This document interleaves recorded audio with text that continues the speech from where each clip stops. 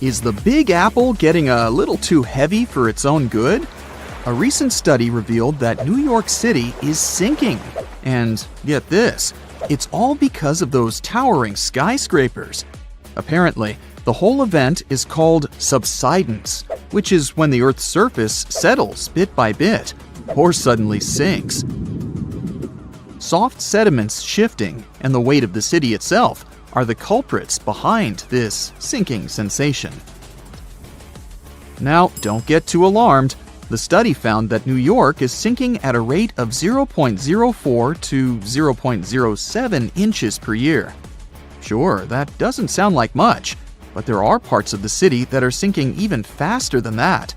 This sinking situation could cause some trouble for the city, especially since it's already pretty low-lying and home to over 8 million people. So it's important that local authorities come up with some strategies to tackle the growing flood risk and rising sea levels. Although, I'm not sure building giant seawalls is the way to go. We might need to get a little more creative than that. Geologists want to make sure we're all aware that building more high-rises near the coast, rivers, or lakes could contribute to future flood risks. So we really need to think twice before we start constructing skyscrapers left and right.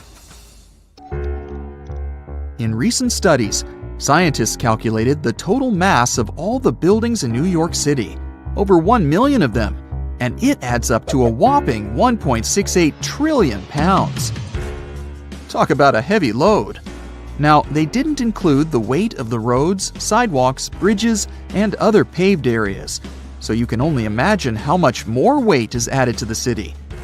But hey, even with these limitations, the researchers did a pretty good job of accounting for the complex geology beneath New York, including the sand, silt, clay deposits, and good old bedrock.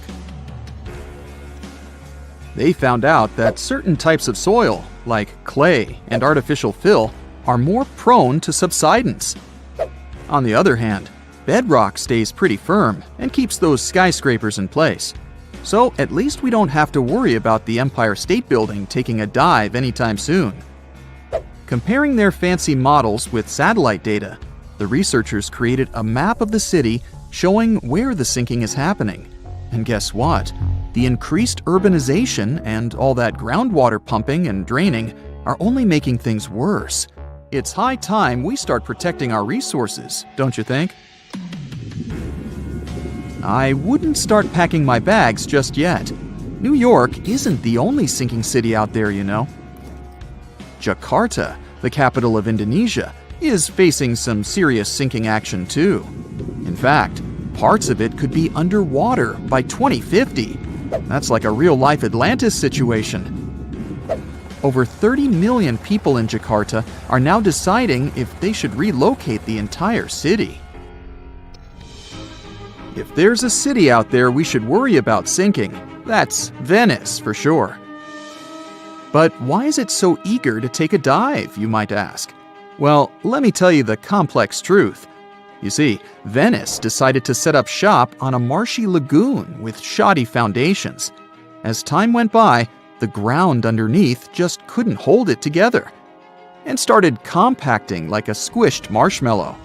On top of that, the city's been slurping up groundwater like it's going out of style or something.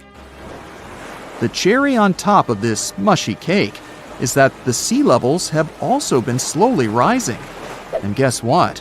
Those sneaky plate tectonics are having a laugh by shoving the Adriatic plate under the Apennine Mountains, giving Venice an extra push downward. Someone had the bright idea to stop pumping groundwater, thinking they could stop the sinking shenanigans. But hold your gondolas. A new study revealed that the sinking hasn't completely stopped, just slowed down a bit. It turns out the whole area is tilting ever so slightly to the east, with Venice perched on the slightly higher end. You must be wondering how much Venice sinks in a year, right? Brace yourself for this shocking revelation. It's sinking at a rate of about 0.04 to 0.07 inches a year, similar to New York. At this pace, in the next 20 years, it could sink a whopping 3 inches below sea level. To avoid turning into a Venetian fishbowl, locals are frantically building special barriers to keep the water from crashing into the lagoon. But don't hold your breath, because this project has had more delays than you'd expect.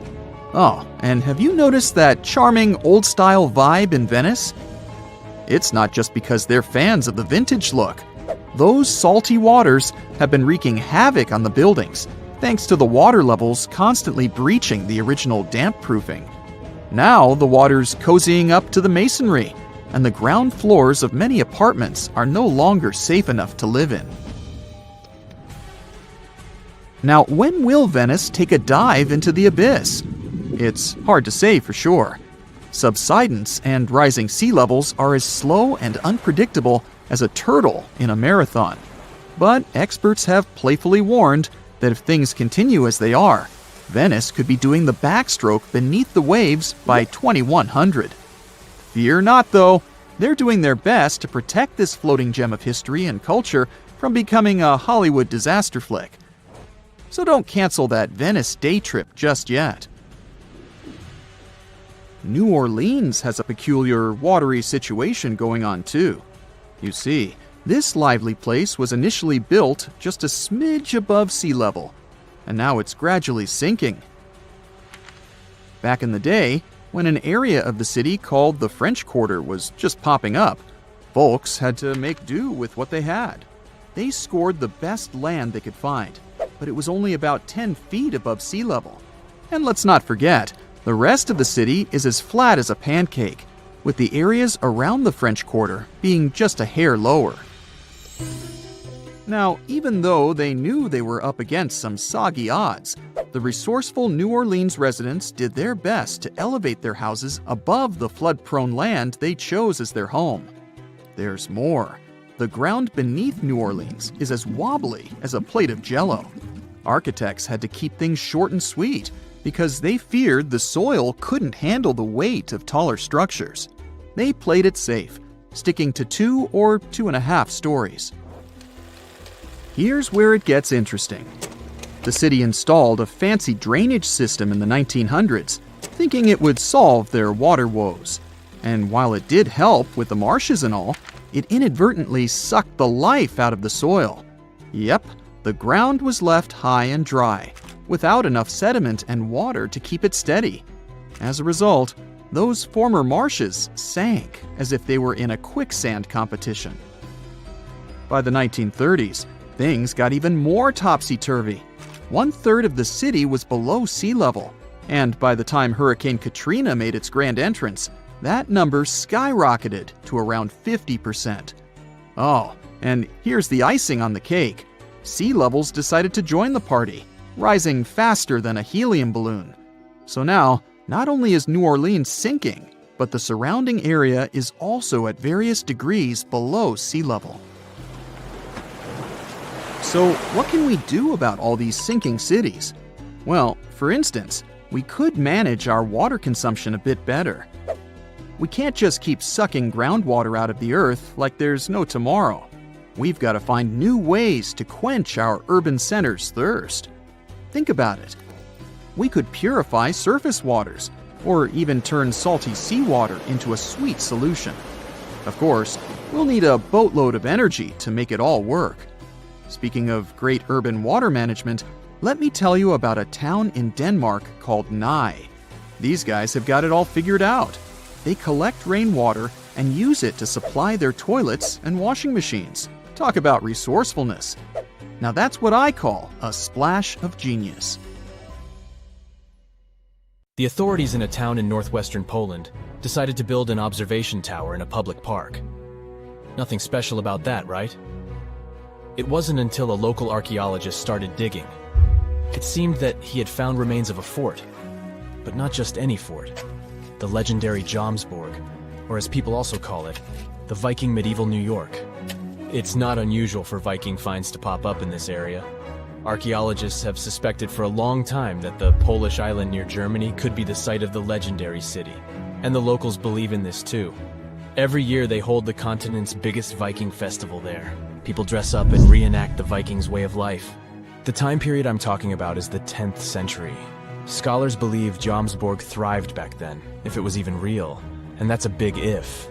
The mystery has been going on for more than half a millennium. The two most important questions troubling historians are whether the Viking stronghold was real and where it was located. The first historical records that mention the town can be traced back to the 12th century. Recently, a golden disc appeared in Sweden. It contained the names of Jomsborg and Harold Bluetooth. Does the man's last name sound familiar? That's because the Bluetooth technology we use today was named after him. He was a Danish king who apparently ruled over Jomsborg as well, and historians know he lived in the 10th century, right around the time the Viking legendary city reached its peak. All the historical sources we have lack one thing: the city's exact location. Ancient texts describe Jomsborg as a vibrant trading post that grew around a fortress. It had thousands of residents and a pier for ships to dock. This settlement should be somewhere along the southern coast of the Baltic Sea. Just the Polish section of the coastline is more than 4 times longer than the Grand Canyon. The city could be anywhere within the medieval Wendland. Today, this region is split between Germany and Poland, and it's called Pomerania.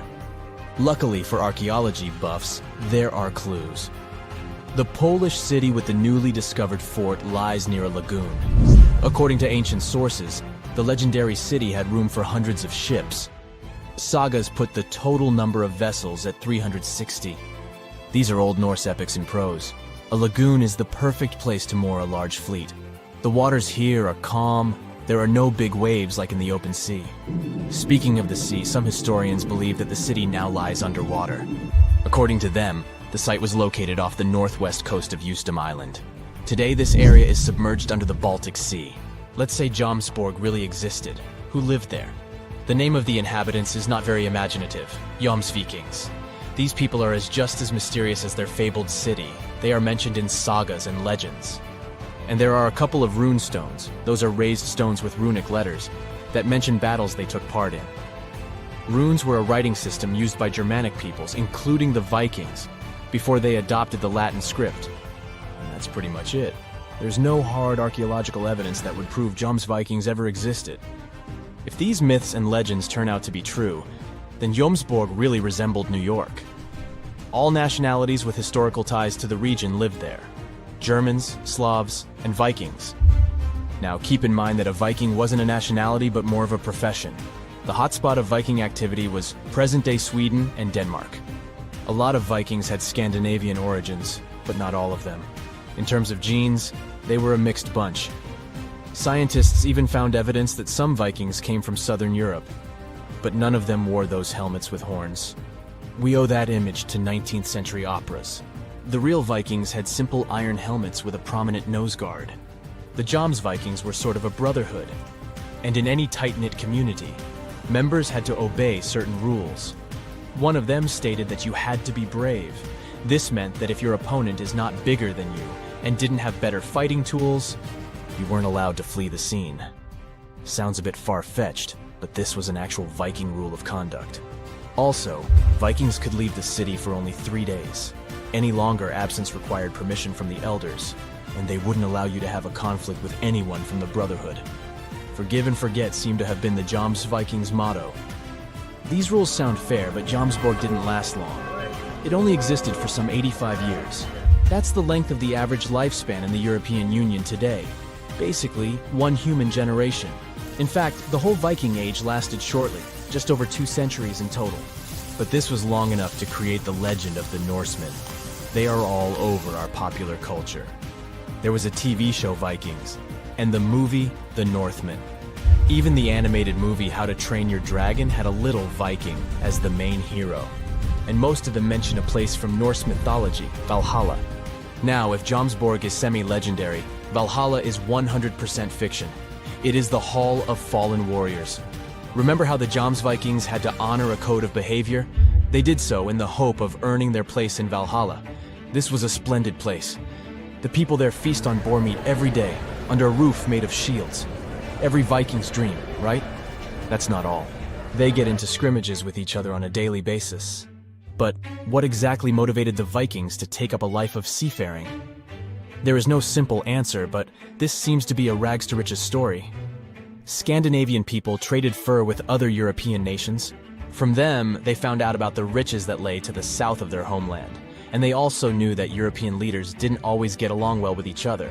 So why not take advantage of this and earn extra cash on the side? The Vikings' motivation seems pretty modern. The very first raid was carried out by Norwegian Vikings. They sailed across the North Sea to northeast England. Europeans were shocked by the boldness of these raiders from the north. The Viking Age was about to begin. The Norsemen soon realized that European nations were ready to pay a hefty sum to avoid their visits. At the beginning of the 11th century, the English paid the Vikings more than $300,000 in today's money to leave them alone. There was even a special word for this tax. The influx of all this wealth made the Vikings' appetite only grow bigger. But this was all about to change in 1066, possibly the most important date in English history. That year, the last great Viking king went to England. However, he couldn't find victory at Stamford Bridge. Yes, the place where the Chelsea Football Club plays its matches today. After the Norwegian king lost, the number of raids decreased. The Europeans were better equipped to defend themselves. The Viking Age slowly came to an end. But this didn't mean that the Vikings were gone forever. They stayed in Iceland for 400 years. The island was largely uninhabited before they came in the 9th century. And in England, the Vikings left their trace in place names. Every town that ends in "by" was first settled by these Scandinavians. There are around 2,000 place names across Great Britain and Ireland that can be linked to the Vikings.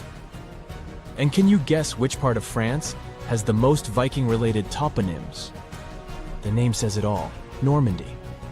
The mouth of the River Seine is where most Danish Vikings settled in the 9th century. From there, they sent several raiding parties to Paris itself. It was hot in the tropics, a type of heat unknown to the men aboard the Nina, the Pinta, and the Santa Maria ships, led by Italian explorer Christopher Columbus. It had been months since these men left their home cities in Europe, and until then, Europe was all they knew. They were given a difficult and even dangerous task. Spain hired Columbus to find a new western route to Asia. They needed new routes for trading and buying spices, but it was far from a simple job. I mean, crossing the ocean never is. Little did those sailors know that their lives were about to change forever. "Land in sight!" someone must have shouted on board. But when they finally stepped on that new foreign land, they discovered they were not in Asia. They had landed in the Americas. You've probably heard this tale before. Historically speaking, Columbus arrived in the Americas in 1492.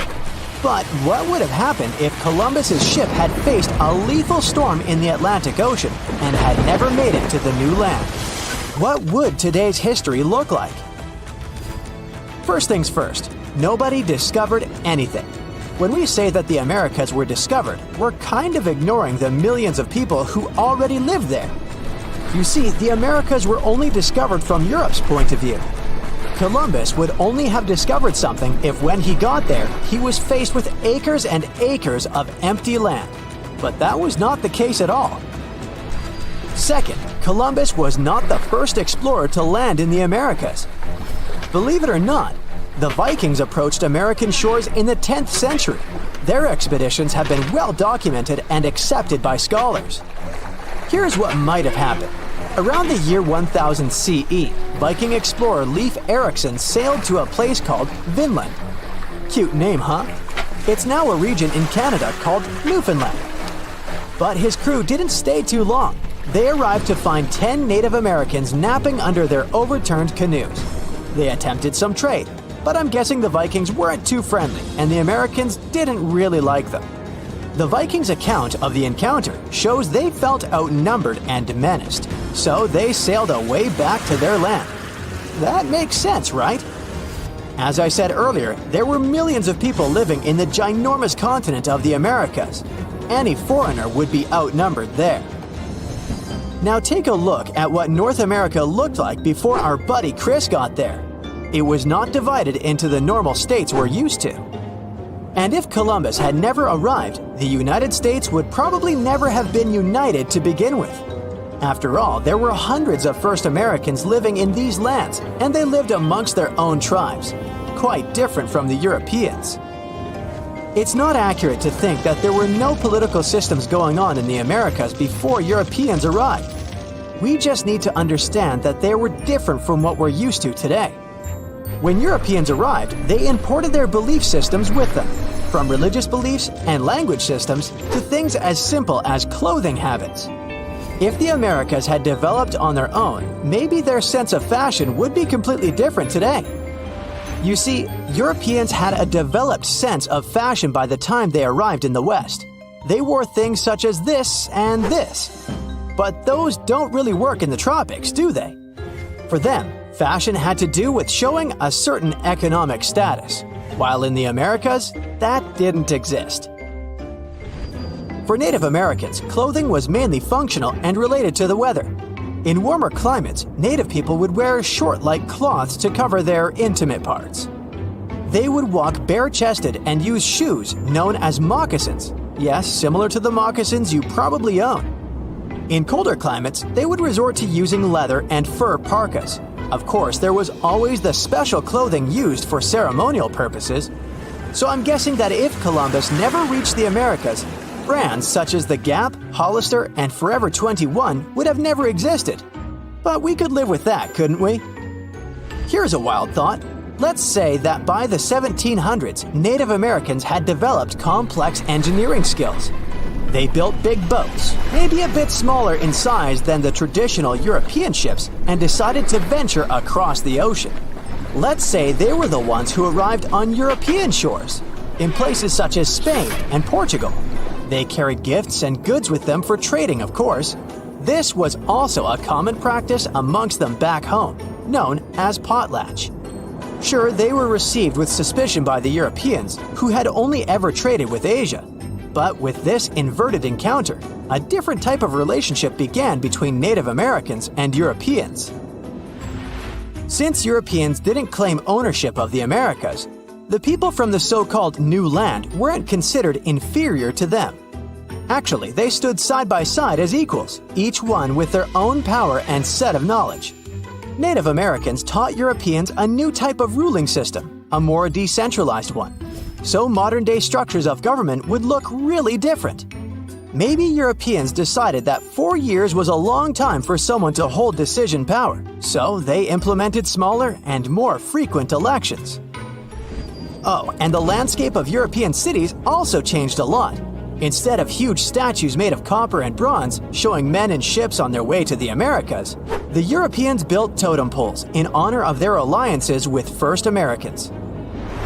In terms of medical and medicinal knowledge, they had a lot to exchange about. While Europeans were making advances in traditional medicine, Americans had developed an impressive knowledge of herbs that could heal a series of things. Before they knew it, Europeans were selling different varieties of plants in their pharmaceutical establishments. They had one big barrier though, language. Since Europeans never arrived on American shores, they also never taught their language to Americans.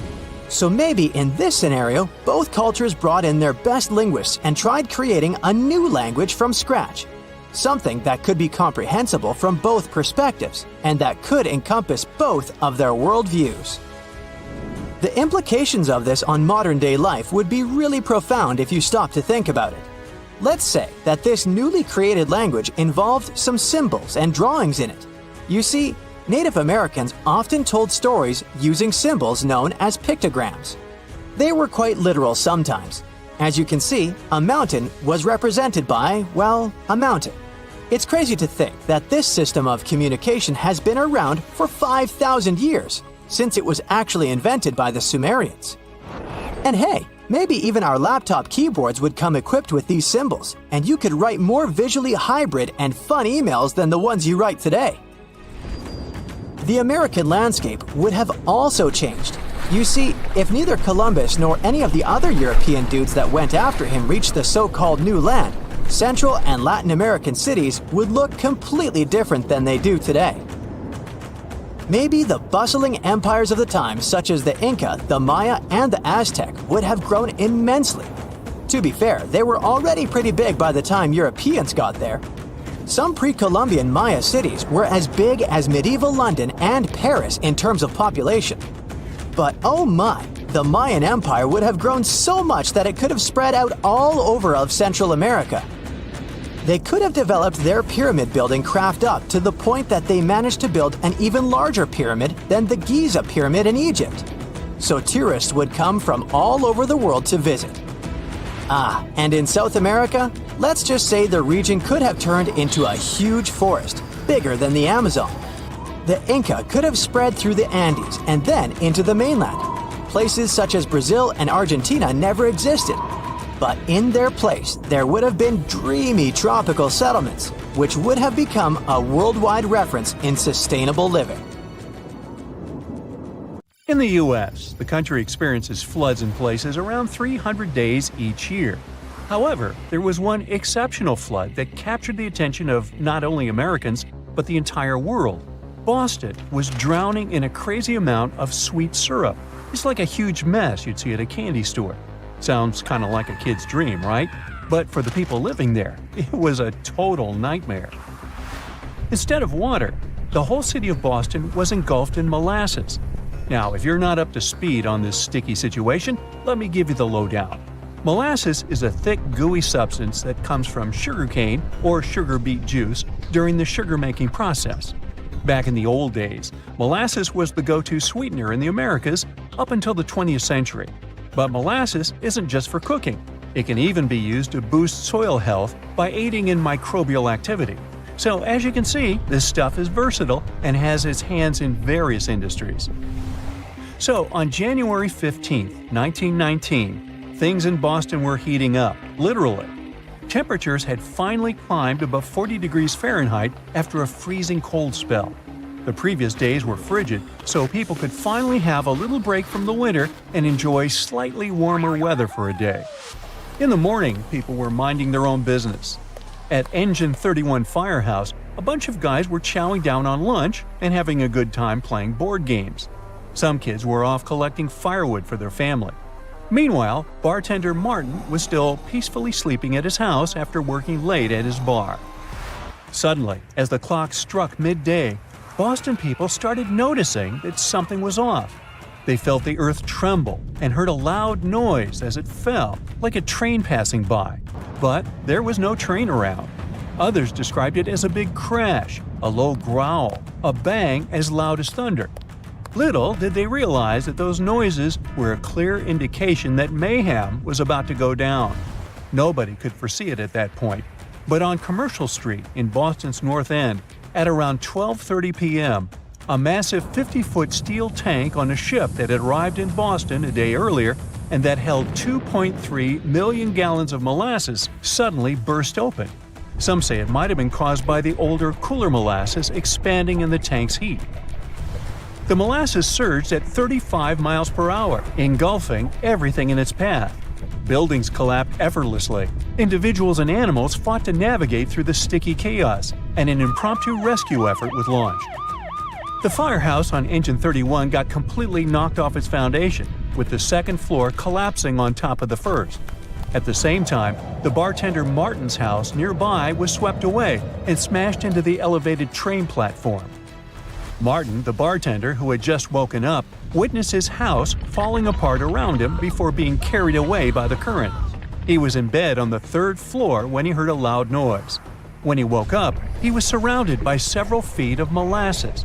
He almost drowned in the sticky mess before managing to climb onto his bed frame, which miraculously was floating nearby. He used the bed frame as a makeshift boat. Unlike Rose and Jack, who couldn't make it together, Martin was able to rescue his sister Teresa, but unfortunately, his mother and younger brother did not survive the disaster. The aftermath of the incident included a large-scale cleanup effort, multiple lawsuits against the company that was to blame, and a lengthy legal dispute spanning 5 years until the company was held accountable for the tragedy. The company ended up giving the flood victims and their families a total of $628,000 in compensation, which would be like $8 million today. Not much, given that, eventually, the number of people who lost their lives from the flood reached 20, with 150 others getting hurt. Plus, it took a few days to find some of the bodies. One guy, who was a wagon driver, wasn't found in Boston Harbor until about 4 months later. Still, it was exceedingly rare back then that a company did compensate.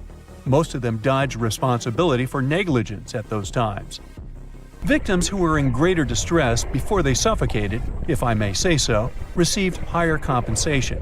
How do you even put a price on something like drowning in molasses? Well, Judge Hugh Ogden had the job of determining that in the aftermath of the disaster. He oversaw distributing funds to those affected. So he awarded around $6,000, which is about $600,000 today, to the families of those who passed away instantly. However, families of those who had to endure the molasses waves before they passed received $7,500. For example, there was a man stuck in a small crawl space in the basement of a firehouse, struggling to keep his head above the molasses for approximately 4 hours before he eventually suffocated, so his family was awarded more. Despite the destruction, the North End neighborhood bounced back as workers cleared debris and firefighters cleaned up the remaining molasses. The lingering scent of sweetness stayed for weeks. Imagine going about your day with a sweet aroma in the air, a haunting reminder of the tragedy that had unfolded. However, some people claim it lingered for decades, not weeks, and you could smell molasses in some Boston basements even into the 60s. It sort of makes sense because most basements were indeed filled up to the first floor. Molasses even changed the colors of Boston. The brownish hue Boston harbor waters got because of the molasses persisted until summer, leaving a lasting impression on the city's past. The molasses company tried to pin the chaos on radicals, but we now know the real culprit behind the disaster: a poorly constructed tank that couldn't contain over 2 million gallons of goo that flooded the streets of the North End. Despite the company's claim that a group of radical people sabotaged the tank, there was no evidence to support this wild theory. The molasses wave just swept through the streets, dragging everything in its path: carts, animals, houses. It was a tragic sight that caused a lot of destruction and injuries. Even horses in the nearby stables weren't safe from the molasses. Many of them sadly didn't make it out alive, and the police had to put down the ones trapped in the sticky mess. Things got even crazier when a police officer called for help because the molasses wave had caused a train to derail. Thankfully, quick thinking stopped things from getting even worse. Even though there were warnings about the tank having issues, the disaster still caught many people off guard. Some kids even tasted the leaking molasses without knowing the danger they were in. Cleaning up after the molasses disaster turned out to be a real challenge, lasting for months until things were back to normal. At first, civil servants, police, and volunteers all pitched in together. They used salt water from fireboats to get rid of the molasses and then used sand to soak it up. It took a while to really clean up the area around the harbor, and the water looked sadly strange for a while.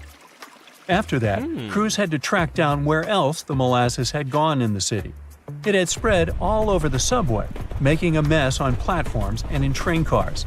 It had gotten into people's homes and other spots around town. A journalist even said that everything a Bostonian touched ended up sticky. The disaster totally shook up safety rules around the country. Basically, all the building standards we have now, like architects showing their work, engineers sealing their plans, and inspectors checking things out, can be traced back to the Great Boston Molasses Flood. It started in Massachusetts and then spread throughout the country. The flood really made a huge impact on building construction standards, similar to what the Coconut Grove fire did for fire safety rules. Ring ring, your mail's here. You ordered it yesterday all the way from across the country, but it only took a day and a half for it to reach you. It's certainly not like the 1800s when your mail would get delivered by horse. The entire process back then would take up to 10 days, and it's not like it came from another continent. Frontiersmen were your postal service. They'd hop on their horses and ride the distance. Considering how far away it was, and it could be thousands and thousands of miles, they did this in a surprisingly short amount of time. Gears have shifted though. We've come to the 1900s, and you're a pilot now. You're en route and it's getting dark, but you're still thousands of feet up in the air. Maybe it's time for you to land since you can't see a thing. Plus, you're starting to run low on fuel. If you were to have an emergency landing right now, things might get iffy down there. You'd be in a strange territory, and you won't know what weird things you might be up against. Some of your coworkers tried, and it wasn't a very good idea. Look out for that shadow. Even if you did want to fly at night without much visibility whatsoever, it wouldn't be a good idea. See, you're guided by landmarks when charting your route. That mountain ahead looks familiar, but the closer you get to it, the more you realize you've made a mistake. It's not like the weather will play nice either. So you stop, and the letters you were carrying will now go on a train where they can ride out for the rest of the night. After dawn, it's time for another pilot to take them up to the sky again to speed up the process. This whole ordeal takes a lot longer than it should just for mail to get across the country, and people are already waiting at their doorstep with their arms crossed and grumpy faces. Radars are nowhere to be seen yet, so great minds got to thinking, what if we change things with some big arrows on the ground? This way, pilots would always know where to go. On top of these, towers would serve as beacons of light. Now pilots would be able to navigate at night, and you wouldn't need to rely on sketchy mountains to know where you're at. The arrows went all the way from New York to San Francisco, and there were approximately 1,500 of them. Towers were 50 feet tall, and their lights would rotate while flashing every 10 seconds. The arrows themselves were pretty huge too, about 50 to 70 feet long. They were painted bright yellow so you wouldn't miss them. Every 3 to 5 miles, you'd spot one of these arrow beacons. When the weather was nice, you'd be able to see the lights coming from the beacons from as far as 10 miles away. And below those, there was another set of lights. Red and green lights would flash a Morse code, and pilots would know exactly what beacon this was. The worst has happened, and one of your engines is failing. You're prepared for this, and up ahead, there's a landing field placed there exactly for this type of situation. Every 25 miles along the arrow route, you'd find one of these intermediate landing fields with rotating radiant lights on them. Even though less common, these would be more powerful than the other type. You could see them from as far as 75 miles away. But technology kept improving, and it got to the point that the regular beacon lights got so strong, they'd be seen up to 40 miles away in clear weather. Because of this, they only needed one tower every 10 miles. Then, the 4-course radio stations came along, and all a pilot needed was a radio receiver, a pair of headphones, and a chart. Arrows became a thing of the past. On the plane, a pilot would listen to audio signals to check if they were on track. And soon, the radio was all there was. You'd have it all: guidance, weather info, and even radio beacon signals. With Morse code communication, pilots would turn to the right when hearing a certain stream of code, and to the left if they heard a different one. A steady tone would mean they could just fly straight ahead. Sometimes, though, mountains would bounce off radio signals, and it would lead pilots into a completely different course. This, of course, would end up with a plane being stranded somewhere. LORAN, that's long-range navigation, coordinated the pilot's location better. These stations were placed all across the Atlantic and the Pacific. 2 different stations placed far away from each other would emit a signal at the exact same time. And with the help of 2 others, also emitting signals, you'd be able to figure out the location of a plane. It's a 4-station work. LORAN had a big weakness: electrical storms. Put simply, if a plane was in the middle of a storm, it would be like it never existed. The last arrow beacon was only shut down in 1973. It lasted a long time. But today, you'll still be able to see some of the arrows from back then. They aren't painted bright yellow anymore, they're just big, plain, concrete arrows. Most of them were lost while redeveloping some of the cities over the United States. There's one west of Phoenix, Arizona. It was the beacon number 33 of the LA to Phoenix Airway. The arrow is gone, but part of the radio tower is still there, although in bad condition. There are about 10 of them in California, and the rest are spread around the country. But let's jump a few years back before the arrows and radio. Around 1910, when pilots would only fly using pilotage, they'd chart their route based on landmarks. They would only dare flying during the day and not at a high altitude. In the 1920s, though, they started venturing into flying at night and even further than they were used to. But since landmarks were nearly impossible to identify at night, they started using celestial navigation. They tried to read the stars to know where they were. They had the help of some tools, but it wasn't too effective because they would still get lost more often than not.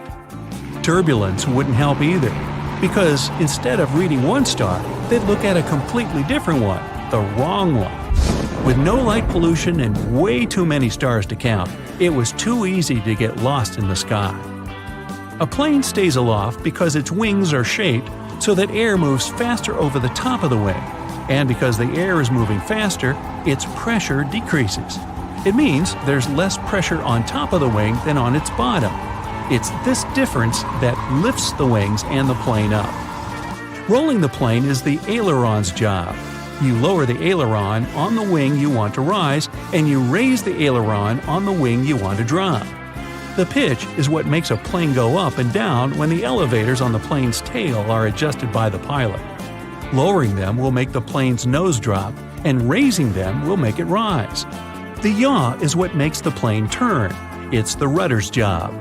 When it is turned to one side, it'll move either left or right. The nose of the plane will always be pointed in the same direction as the rudder. Next time you're on a commercial flight, you can track the plane's movement yourself and know what the pilot's doing. Not entirely, though, because there are tons of complicated mechanics and systems at work in that cabin in front of you. And if you want to know how that works, it might be time for you to enroll in a flight academy. Maybe one day you'll fly fast enough to break the sound barrier. Pilots that do this literally break the sound waves that form in front and around the plane. Air will gather and compress in front of the plane. This will form a shock wave that the plane needs to go through, and when it does, it makes a really loud noise, a sonic boom. It's because of the sudden change in the air pressure. The Concorde was a commercial plane that was way too expensive for an average person. It not only broke through the sound barrier, but could travel up to 5 times the speed of sound. The floor is lava. Haha, just kidding. But honestly, it's kind of falling apart. You might not feel it yet, but a huge part of North America has already lost 37 miles worth of rock from its foundation. And no, this isn't about earthquakes or giant sinkholes.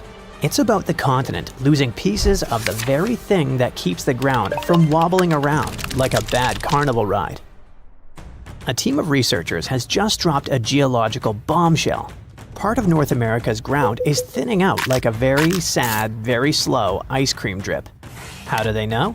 They basically gave Earth a high-tech full-body MRI and created 3D maps showing how rocks once considered indestructible are now melting away into the planet's guts, like an upside-down cheese pizza inside an oven. But to really understand this mess, you first have to meet my old friends, cratons. Cratons are like the roots of the continents.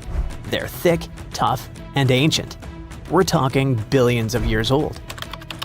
These bad boys survived meteor impacts, supervolcanoes, and even the tectonic movement of plates. If the plates got into fistfights, for example, you can bet we would see mountain ranges being born. If they got a divorce, drifting apart from each other, then a whole new ocean would be born.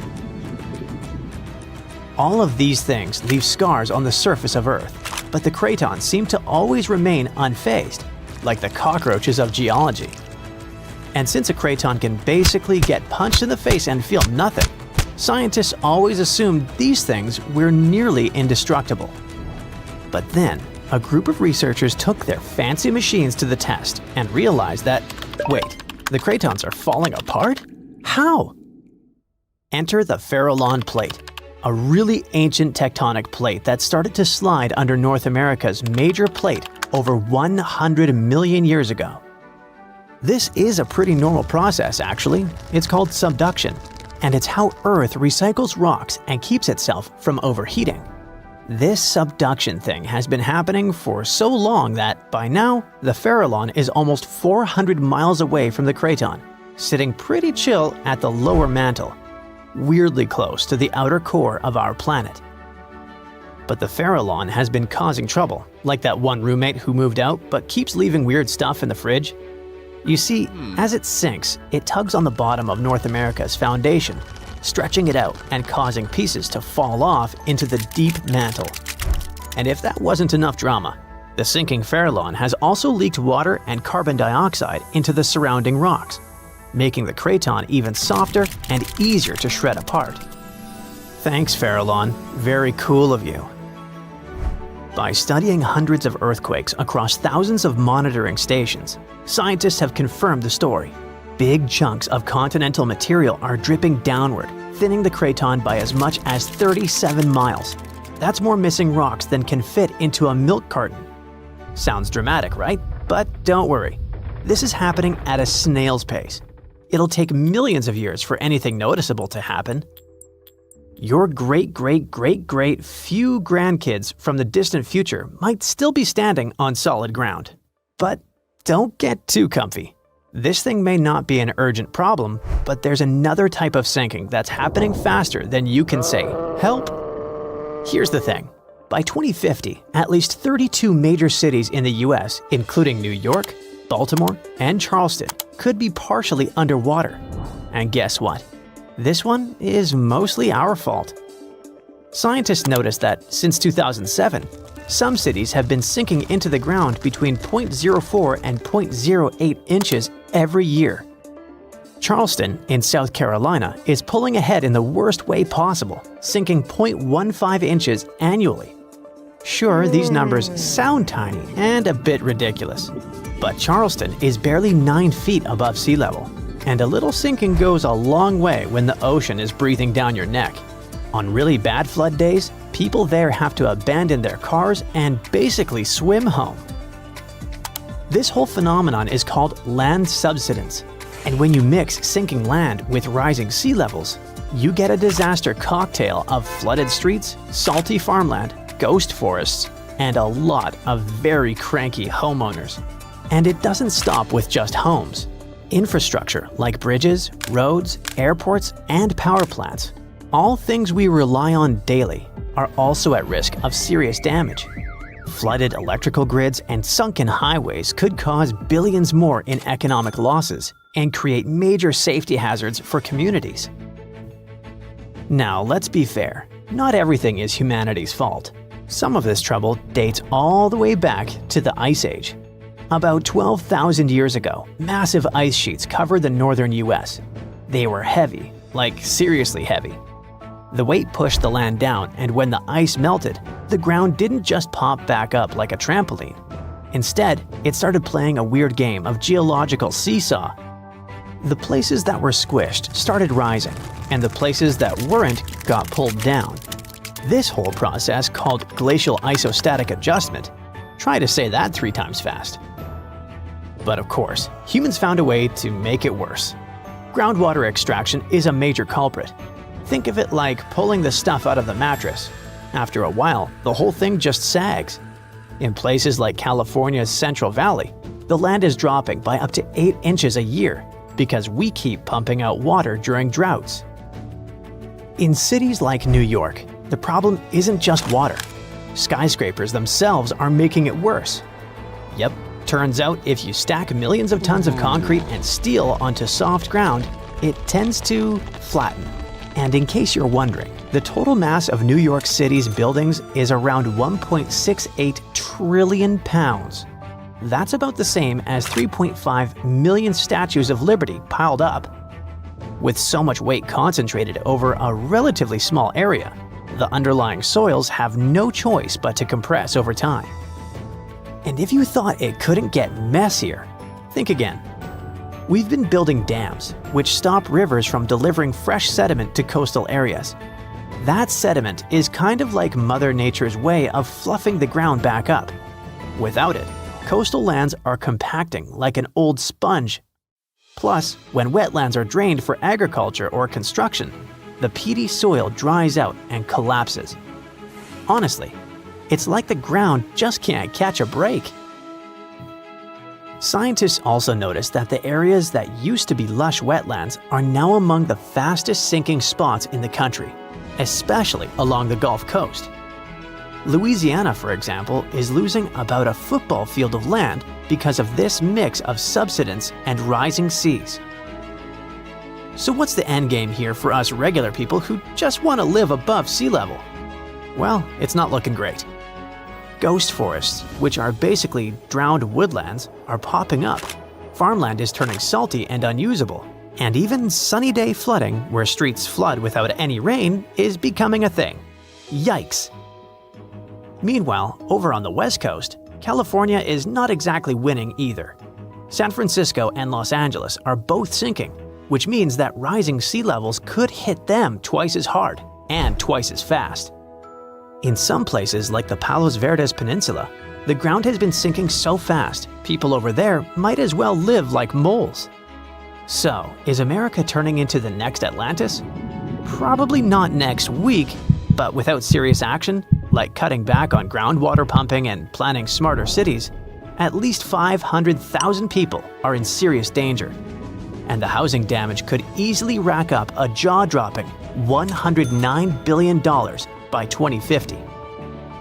In the end, while North America isn't about to sink like a poorly made souffle, it's definitely showing some cracks in the crust. So maybe let's ease up on groundwater pumping, rethink how and where we build, and invest a little more in keeping our feet dry. After all, if the floor really does become lava someday, we're gonna wish we had at least fixed the leaks first. If you've ever been to Yellowstone National Park, you were probably mesmerized by its geysers, which spew superheated water and steam high into the air. But an even more intriguing thing actually hides underground. I'm talking about that underfoot plumbing system that makes those grand eruptions possible. About that, there's good news. Recently, researchers have succeeded in mapping the national park's hydrothermal plumbing system with the help of a giant flying magnet. As a result, scientists have managed to document all these features in stunning detail. The thing is, Yellowstone houses the world's largest hydrothermal system. It contains over 10,000 features, like geysers, mud pots, hot springs, and steam vents. They're fed by a network of underground water pathways. Those get overheated by magma flowing underground. It causes the water to rise to the surface. Now, no one actually knows much about the workings of this system, but the newly created maps might finally shed light on it. Experts explain that their knowledge of Yellowstone has a subsurface gap. That's why it's often called a mystery sandwich. Scientists know quite a lot about the features on the surface because they can observe them directly. And they know what's going on in the magmatic and tectonic system several miles below the surface. But they haven't figured out what's happening in the middle yet. So, I must tell you about that giant flying magnet used for research. It's known as SkyTem. It was attached to a helicopter and flown over Yellowstone several hundred times, scanning the ground below. The magnet is made up of an 82-foot-wide charged wire loop. Its main task is to generate a strong electromagnetic field. And since different kinds of material, like water or rock, respond to this field differently, scientists managed to create a few subsurface maps for the first time ever. The mapping technique also allowed the researchers to differentiate between magma and bedrock, since they have a bit different magnetic properties. And the team got a chance to see how the magma and water interact and create those mind-blowing geological features on the surface. The team got high-resolution maps to a depth of around 500 and 2,300 feet, and low-resolution maps showing what's going on at a depth of up to 1.5 miles. At the same time, the researchers think that the hydrothermal system itself may stretch as far as 3 miles below the surface. If they're right, it means they've only mapped the top half of Yellowstone's plumbing system. Anyway, remember how I said that scientists know pretty much about the bottom part of the Yellowstone sandwich? They have such a good idea about the tectonic plates and deep fault lines because the park's frequent earthquakes provide them with a lot of opportunities to study different phenomena. In July 2021, for example, more than 1,000 earthquakes rocked the area. These days, the team of researchers knows much more about some famous features, like the Old Faithful Geyser or the Grand Prismatic Spring. They've also found out that individual hydrothermal features on the surface can actually be connected to others, which can be as far as 6 miles away from them. Another interesting discovery is that even though Yellowstone geysers and hot springs vary in size, shape, color, volatility, and chemical composition, they are mostly fed by very similar underground sources. That means that the difference between the features appears closer to the surface. Now, I'm sure you've seen the iconic image of Yellowstone with a large rainbow-colored spring, fiery orange at its edges. So what makes these hot springs so colorful? Surprisingly, these awesome hues come from microscopic creatures. The temperatures in the springs are so high, they can easily and quickly cook you. Plus, the water there is super acidic, like the liquid in a car battery. But there are certain types of heat-loving microbes that don't mind these crazy conditions. You can even say they're thriving there. So every ring of a different color is, in most cases, a ring inhabited by different bacteria. And each species is adapted to a particular temperature or pH level, which measures how acidic this or that environment is. For example, take the Grand Prismatic Spring, yes, the iconic one. Its rainbow hues likely hint at the diversity of microbes living there. So, starting from the center of the hot spring, you can see a beautiful aquamarine color there. That's where the water temperature is the highest, reaching 189 degrees Fahrenheit, because this area is right over the underground water source. The water there is too hot even for microbes. That's why what you see is mostly clear water. As for the reason for its blue color, it's the same as why the sky is blue. Sunlight hits the surface of the water and the light scatters, but the blue light scatters the most, getting reflected back to your eyes. Now, the next ring of color is yellow, all thanks to certain cyanobacteria. The temperature in this yellow ring reaches 165 degrees Fahrenheit. If the conditions in the hot spring were a bit different, these bacteria would create a blue-green hue, thanks to a green pigment called chlorophyll.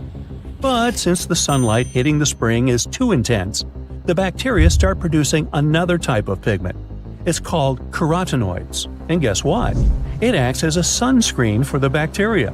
And since this pigment is orange, the normally green bacteria get a yellowish hue.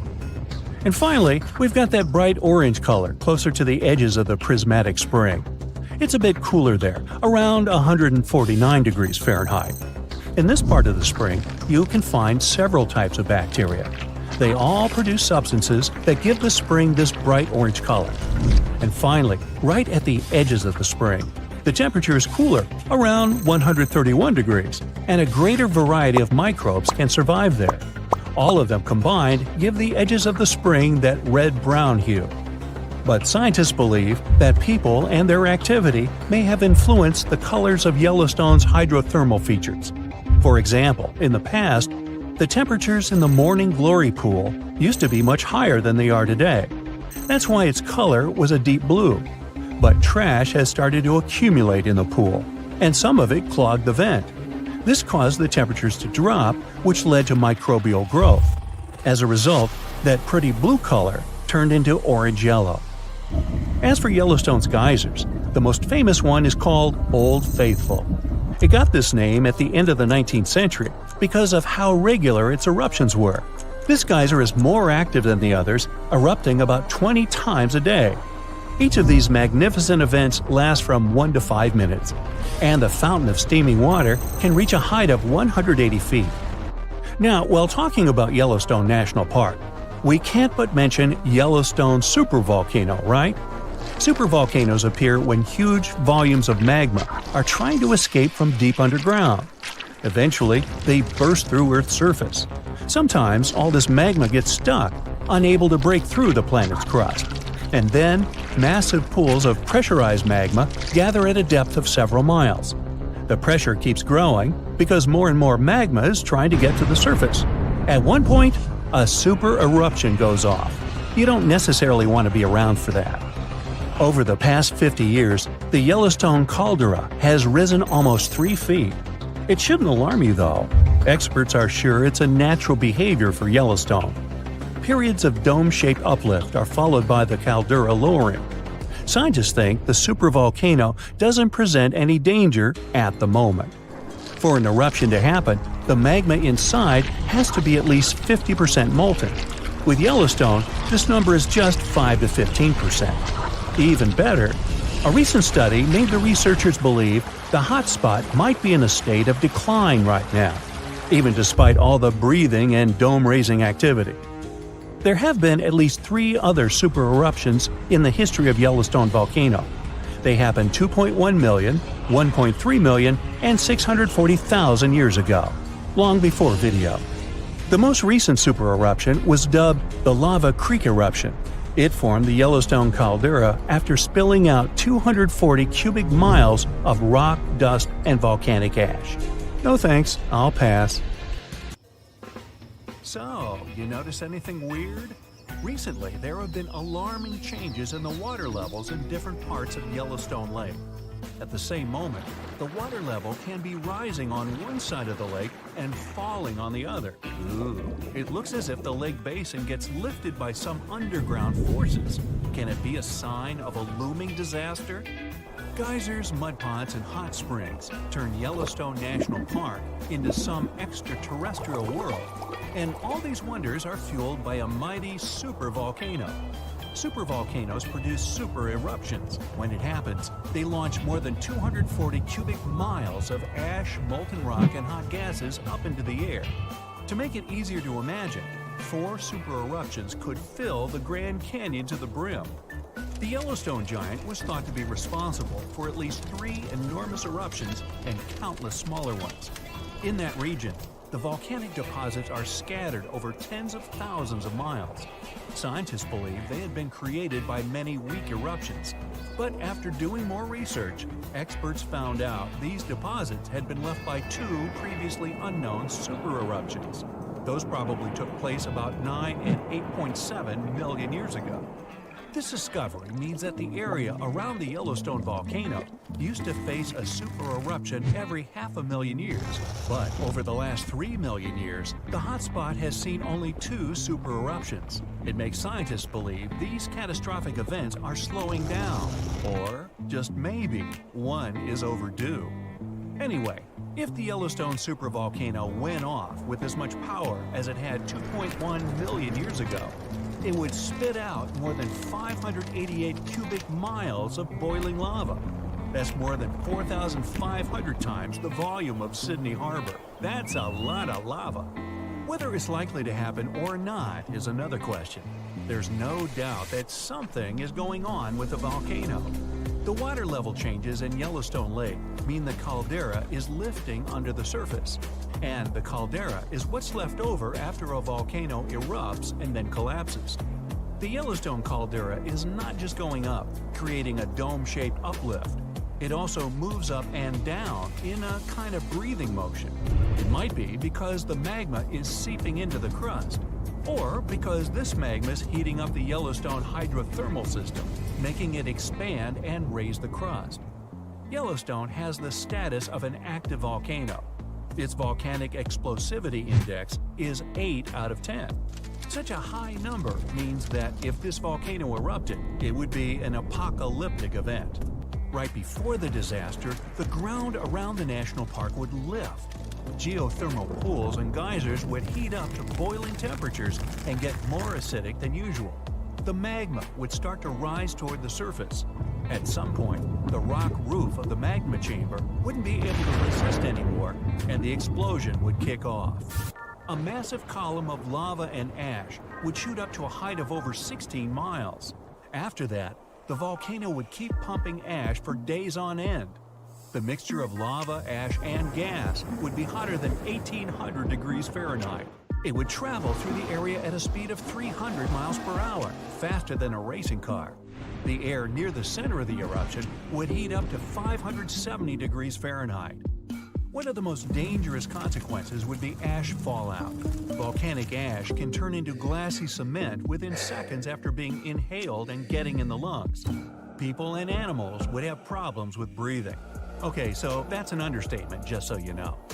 Buildings would start to collapse under the weight of this dense substance. It would take just several days until a 10-foot layer of ash covered the territory of about 50 miles around the center of the eruption. After the ash got into the stratosphere, the temperatures all over the world would start to drop. If the eruption was rich in sulfur, an effective sunblocker, it would get so cold there would be no summer in the entire world for the next several years. The monsoon seasons would change. Agriculture would face serious problems. There would be issues with food supplies. Over the past 50 years, the Yellowstone caldera has risen almost 2 feet. It shouldn't alarm you, though. Experts are sure it's a natural behavior for Yellowstone. Periods of dome-shaped uplift are followed by the caldera lowering. Scientists think the supervolcano doesn't present any danger at the moment. For an eruption to happen, the magma inside has to be at least 50% molten. With Yellowstone, this number is just 5 to 15%. The probability of the eruption is 1 in 730,000. Safe to say, it's a long shot. Even better, a recent study made the researchers believe the hotspot might be in a state of decline right now, even despite all the breathing and dome-raising activity. Still, there have been tons of discussions about what people could do to prevent the disastrous supereruption from happening. And the most popular and seemingly effective idea was to cool the Yellowstone supervolcano down. Unfortunately, there's a catch. The volcano leaks out only 70% of the heat which comes from its magma-filled chambers, but the rest of the heat stays inside. As soon as it reaches a particular threshold, the volcano erupts. If it was possible to extract at least 35% of the Yellowstone volcano's heat, the eruption could be avoided. The cooler the magma is, the thicker and stickier it gets. It stops being so fluid and doesn't try to get out to the surface anymore. After considering these facts, NASA scientists came up with a plan. They suggested drilling a 6 miles deep well and pumping down cold, pressurized water. The temperature of the water that would get back to the surface would be approximately 662 degrees Fahrenheit. This way, the heat would be gradually extracted from the volcano. And if a geothermal plant was built on the site, it would generate plenty of electric power. It would be very simple to produce, and its price would be very alluring, about 10 cents per kilowatt hour. At first glance, it was an amazing idea, but sometime later, it started to receive a lot of criticism. Imagine drilling through the Earth's crust, getting deeper and deeper, and then wham bam, you hit a hypothermal pocket. Uh-oh, get ready for a catastrophe. This can release gases that are likely to cause a series of super powerful explosions. In the worst-case scenario, it may even trigger a full-scale volcanic eruption. Now, you already know about its catastrophic outcomes, from fountains of lava and avalanches of molten rocks to climate changes all over the globe. Yeah, not good. Or let's say you're drilling a well to deliver cold water to the volcano, and then you suddenly hit its magma chamber. In this case, instead of cooling the giant down, you'll make the top of the magma chamber much more fragile than it used to be, and the whole construction will be at risk of collapsing at any moment. And don't forget that your drilling may also release toxic gases. They often accumulate at the top of the reservoir with magma. Can it get any worse? Well, yes it can. The whole process would stretch for more than 16,000 years. This method is too risky to cool the volcano down as fast as people would probably want. And scientists aren't even 100% sure that when the cooling system construction is finished, the volcano will stay cold for at least another 100 years. And last but not least, the project of making the Yellowstone supervolcano a bit cooler would cost a mind-boggling $3.5 billion. A huge price for something that might not work out altogether. Oh, by the way, Yellowstone isn't the only volcano that has a lava dome that's lifting at the moment. Lava domes are created when magma gets to the surface and then gathers around the vent. Scientists have found one of those inside an underwater volcano in Japan. This dome is more than 2,000 feet high and more than 6 miles wide. Even though the Japanese supervolcano seems to be sleeping, experts don't let their guard down. A volcanic system can go from being calm and docile to teetering on the edge of an eruption in the blink of an eye. Another massive dome is growing in the central Andes, on top of the planet's largest active magma store. The Altiplano Puna Plateau, well there's a tongue twister, and where the dome was found, is the second highest plateau in the world, and the dome itself is more than half a mile tall. You might wonder how come experts have known nothing about this enormous uplift until recently. The answer is simple. It was hidden within the plateau. It's an arid region littered with volcanoes, and it stretches for thousands of miles. Yep, another case of hiding in plain sight. People in the U.S. consume around 100 acres of pizza every day, which is almost the size of Vatican City. Also, they drink 146 billion cups of coffee a year. Now, with that amount of coffee, you could fill an average-sized lake in approximately 10 years. But you couldn't fill Lake Superior because it has enough water to cover the whole U.S. with 1 foot of liquid. Now, people in the U.S. generally don't live in rural states like Wyoming, and because of that, more people live in New York than in 39 out of 50 states of the U.S. At the same time, Wyoming is the 10th largest state in the U.S. It's bigger than the UK, but it's also the least populated state. You could drive through it for hours without seeing a single person. And because there's no strangers around, locals don't even lock their doors. Also, the whole state only has 2 escalators. Count them. Nestled within Wyoming's borders is iconic Yellowstone, the country's first national park. Now, living in Wyoming can be likened to playing a game on hard mode. It's one of the windiest and coldest states. The weather is genuinely wild, and it's not for everyone. There are also positive things about Wyoming, like its affordable stay and endless outdoor activities. It has a population of 576,000 people. That number of inhabitants could fill a small city. But everything you love about the outdoors can be found here, and that's why people choose this state. Vermont is the muddiest state in the U.S. It even has its own Loch Ness Monster. In the 17th century, European cartographer Samuel de Champlain reported seeing a 20-foot monster in Lake Champlain, named after him, that was as thick as a barrel and had a head like a horse. And since then, many more people have allegedly seen this creature. Vermont is an excellent state with tons of natural beauty. It's the perfect place for starting a farm. The state has a population of a little over 500,000 people. There are more folks in a few blocks in New York than the entire state of Vermont. It's a rural place, not ideal for building huge cities. But if you love farms and maple syrup, then Vermont is a haven for you. It produced over 2 million gallons of maple syrup in 2003. Vermont is also very cold, so people have invented snow golf.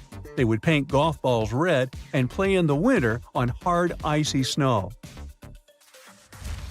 Now let's talk about the largest state in America, Alaska, the last frontier. This state is so big that it could fit 19 other states. But when it comes to population, Alaska could be doing a bit better. It has stunning natural beauty, like huge forests and lakes. At the same time, there's a lot of wildlife, which can sometimes be frustrating. Imagine sitting in your garden and getting visited by a grizzly bear or a wolf.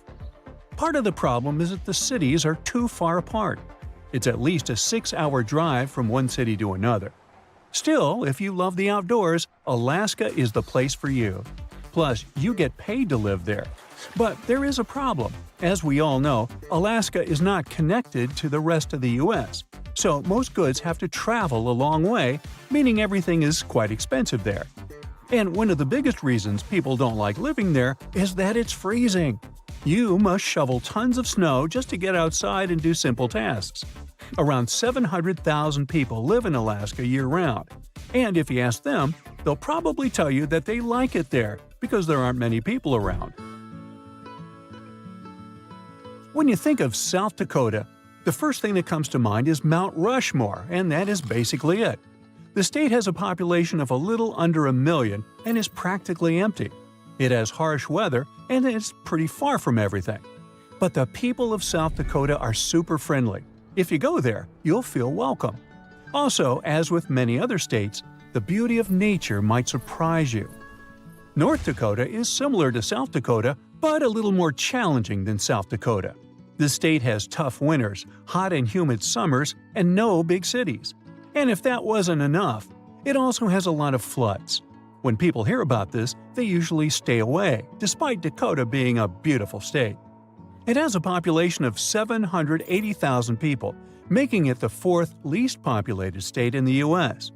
When settlers were moving there, only a tiny number of people remained in the end. Many moved to Canada, where farmland is better thanks to better weather and more fertile soil. North Dakota has some unique benefits, like low cost of living and low unemployment rates. And if you are a nature lover, you won't be disappointed. It has 13 state parks and 3 national parks, all with fantastic scenery.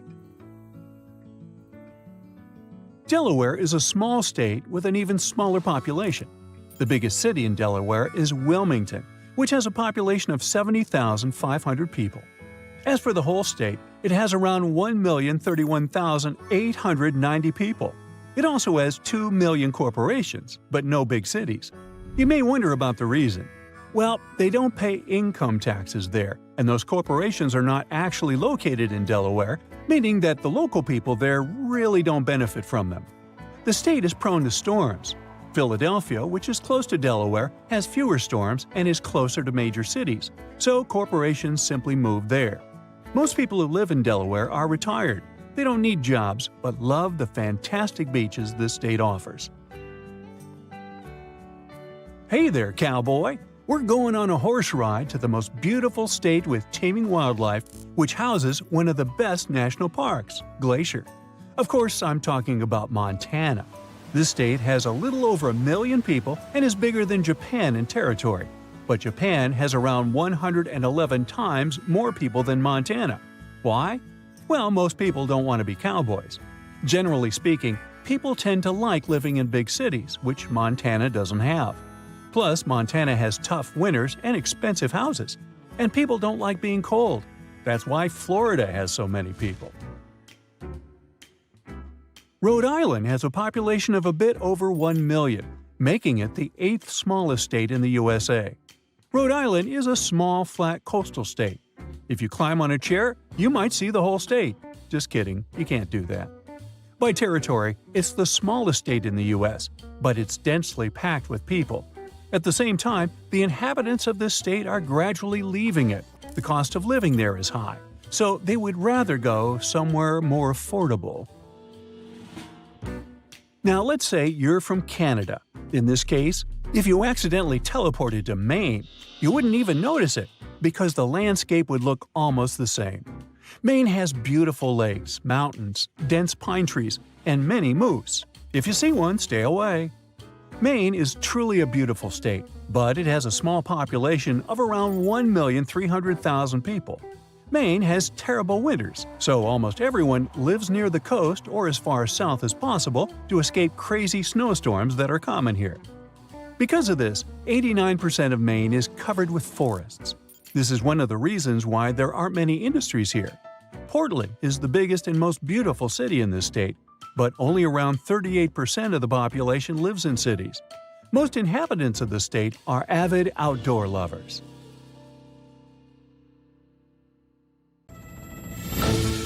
According to the United Nations, India became the most populous country in the world in 2023. Can you guess where the United States of America stands in that rating? It's number 3. And America is the 4th largest country in terms of size. It takes up some 6% of Earth's landmass. Plenty of space for 335 million people who live there, right? No need to squeeze them into one region. Well, not quite. The population of the U.S. is distributed pretty unevenly. Let's draw a line right through the middle of the country. It'll run from North Dakota in the north to Texas in the south. Once you input census data and do some math, astounding figures appear. 80% of the U.S. population lives east of the imaginary line. The remaining 20% live to the west. That's just 1 in 5 Americans. We're talking about large metropolitan areas, such as Los Angeles, San Diego, and San Francisco. You don't believe me? Just look at a satellite map of the U.S. at night. The right part is shining pretty bright, right? But why? Why is there such a huge imbalance in population? Simply put, history and geography. The East Coast is the place where the U.S. became independent in 1776. These are the original 13 colonies. Soon enough, settlers started spreading westward. One important milestone was the Louisiana Purchase. Today, this region is mostly what we call the Midwest. The area aligns nicely with the Mississippi watershed. Yup, this means plenty of fertile soil ideal for agriculture. But does this automatically mean a spike in population? The demographics of the U.S. reveal that a majority of its citizens live either on the east or the west coast. This leaves a large patch of land in the middle of the country virtually empty. People know it as America's underpopulated belt. The area stretches from the Canadian border in the north to Mexico in the south. The total surface area of this strip of land is 350,000 square miles. That's twice the size of California. One massive piece of land. In fact, this narrow strip accounts for 12% of the contiguous United States. That's the U.S. without Alaska and Hawaii. The belt runs north to south through 7 states, but its population makes up only 1% of the total number of people living in the United States. Now, this doesn't mean that the area is completely empty. It's still home to just over 3 million people. That's roughly the population of the island country of Jamaica. But there is room here for many more residents. Let's take the example of Nigeria. Its total land area is slightly bigger than the sparsely inhabited belt in America. But Nigeria's population is a huge 206 million people. This makes it the 7th most populated country on the planet. Impressive, right? But why isn't the American Midwest living up to its potential? Well, time for one last history lesson. I've already mentioned how the United States expanded from the East Coast to the West Coast. This doesn't mean that the West was lagging too far behind. Take, for example, the cities of San Francisco and Los Angeles. They were incorporated in 1850. That's just 13 years after Chicago. The following year, Portland, Oregon became incorporated. You get the picture. And then, in 1869, the United States completed building its first transcontinental railroad. In terms of transport, the country was unified. There is no historical reason strong enough to explain why so few people live in the center of the country.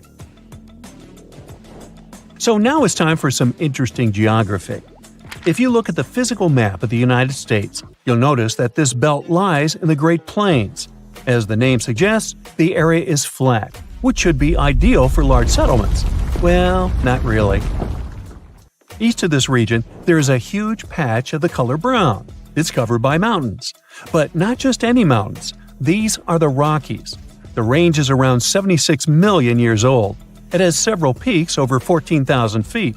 And most of the Rockies are national parks, a vast nature reserve. But most importantly, the range plays a vital role in the region's climate. Ever heard of the rain shadow effect? Let me explain. Wet weather systems form over the Pacific Ocean. Then they travel east, where they meet the Rockies. Now the air has to go up over the mountains. This is where it cools down and condenses. The final result? A lot of rain and snow for the people living on or west of the range. And just a few drops east of it. When air from the Pacific finally reaches the Great Plains, it doesn't contain much moisture anymore. In fact, the weather system starts taking up moisture from the surrounding landscape. This creates an arid climate east of the Rocky Mountains. That's the exact location of the belt where so few Americans live. It's one of the driest parts of the country. So when settlers came in the 19th century, they were like, nah, I'll just continue west. Plus, there was the gold rush in California they were heading for. The climate in this part of the plains isn't great for agriculture, and huge fluctuations in air temperature don't help either.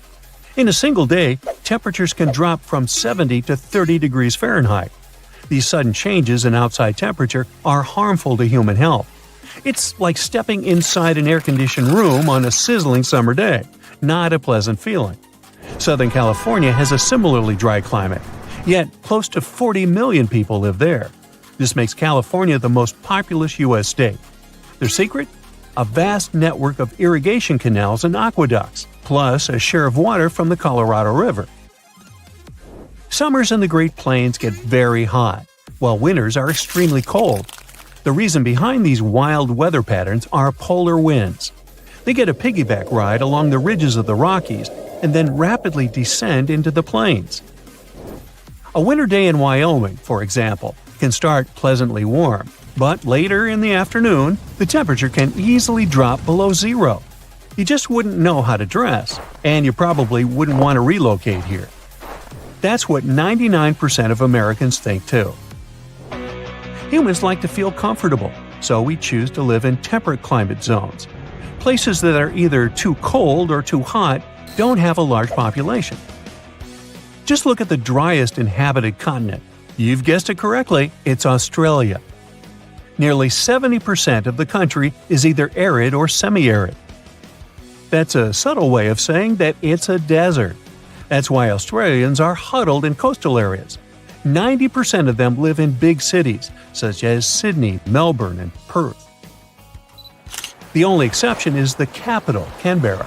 They build it inland close to a water source. But Australia's interior is sparsely populated.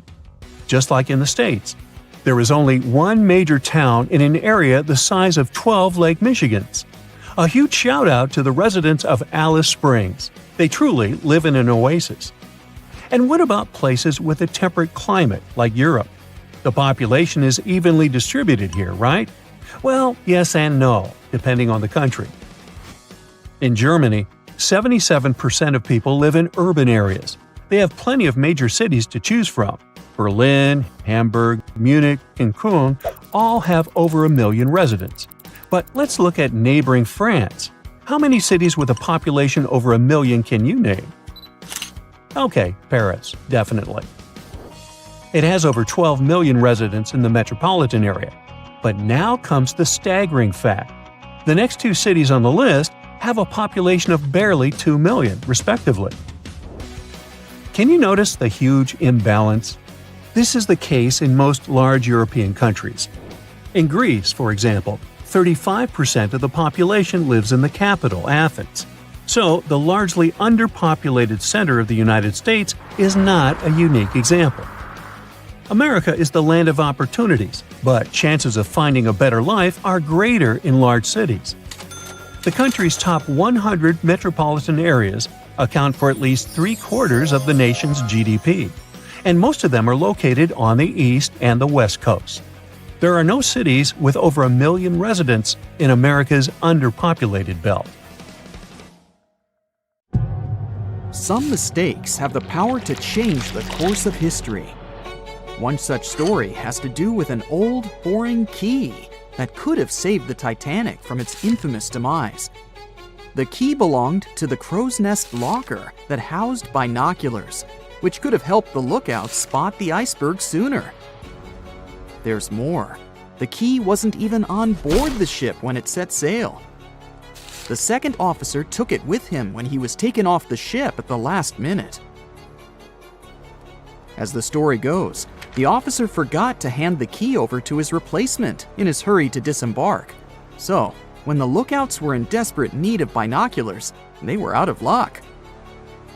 One of the lookouts, named Fred Fleet, even testified that if they had had binoculars, they would have spotted the iceberg in time to avoid it.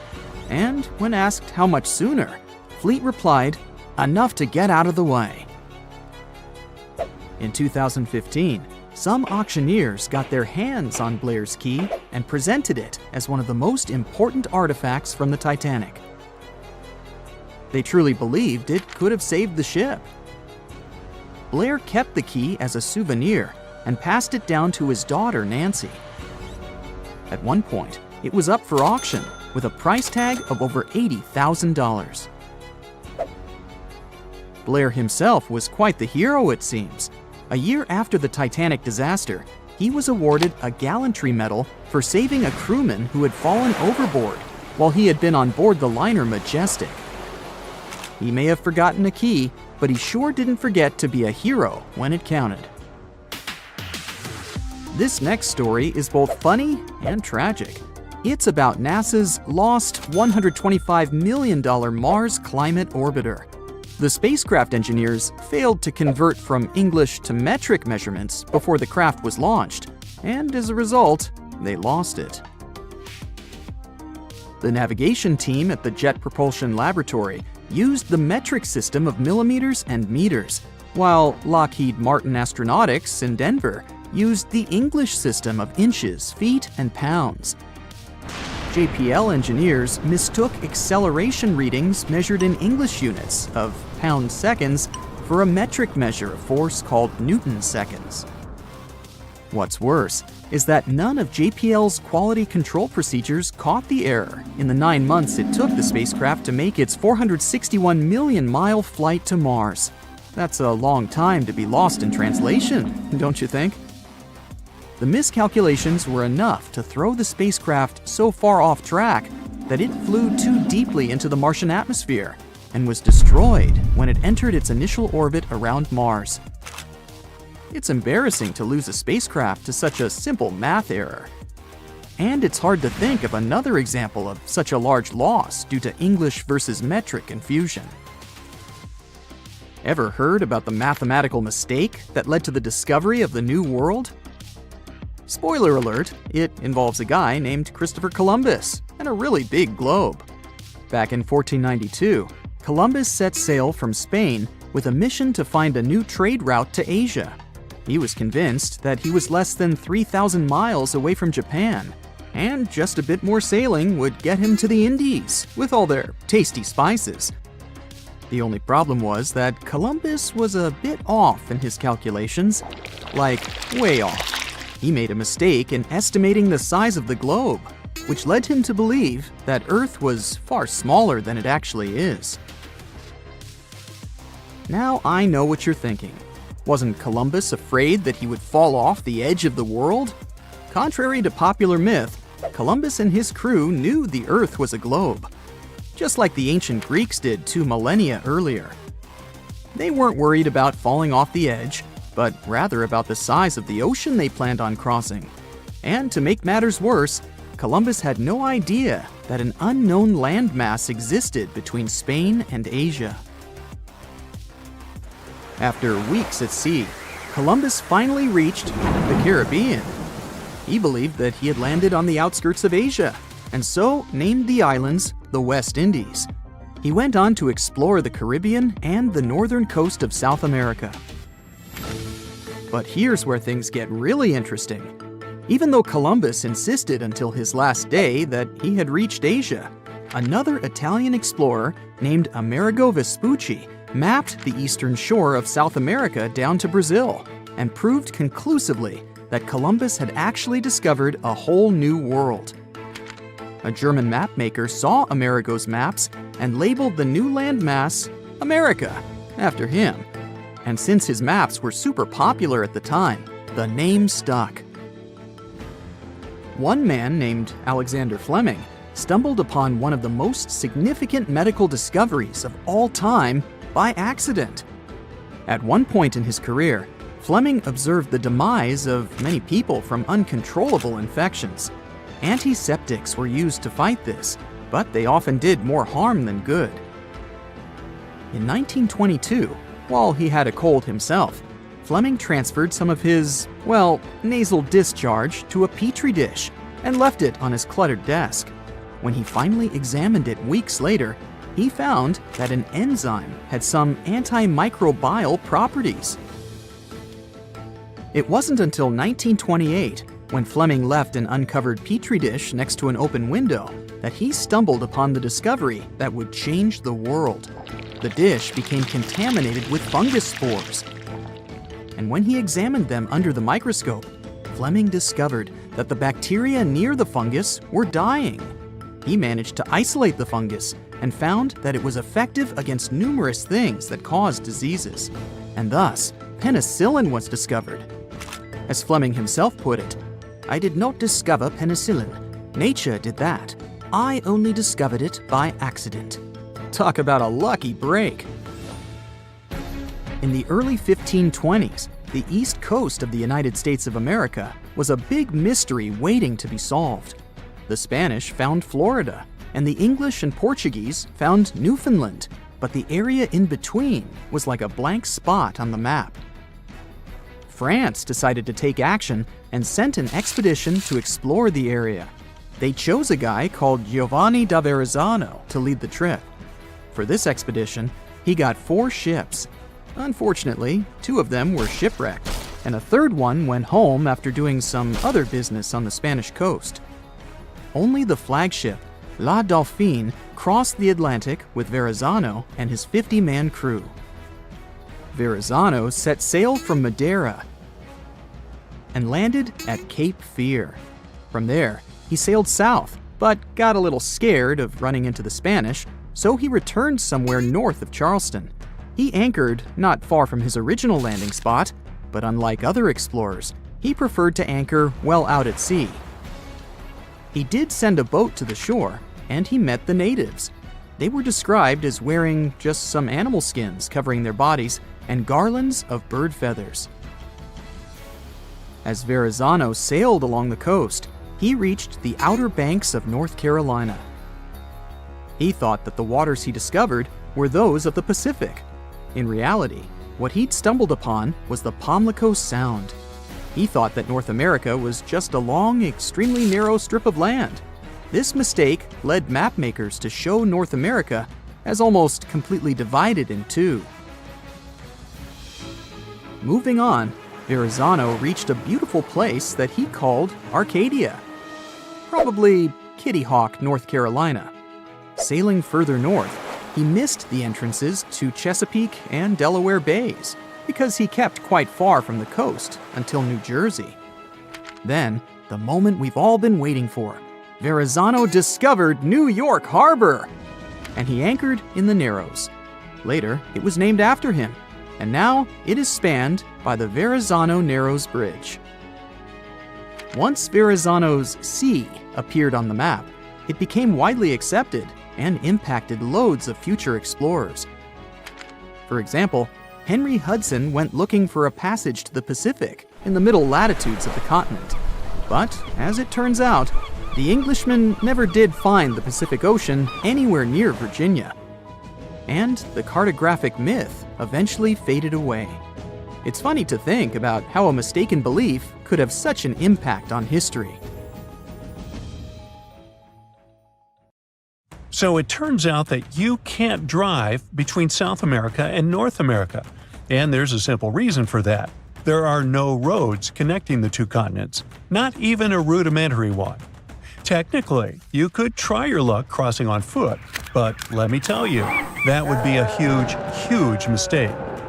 The region that connects the 2 continents is called the Darien Gap. It stretches across southern Panama's Darien province and the northern part of Colombia. The only land route there is a 60-mile jungle trek. Crossing it can take anywhere from 3 to 10 days. It depends on weather conditions, how much you're carrying, and honestly, just pure luck. Chance plays a big role here, because this isn't some chill, relaxing nature walk. It's a harsh, extreme environment, known for being completely isolated and one of the most dangerous places on Earth. Still, people seem to forget that and go there anyway. Every year, the number of people crossing just keeps growing. In 2014, fewer than 10,000 people crossed the gap.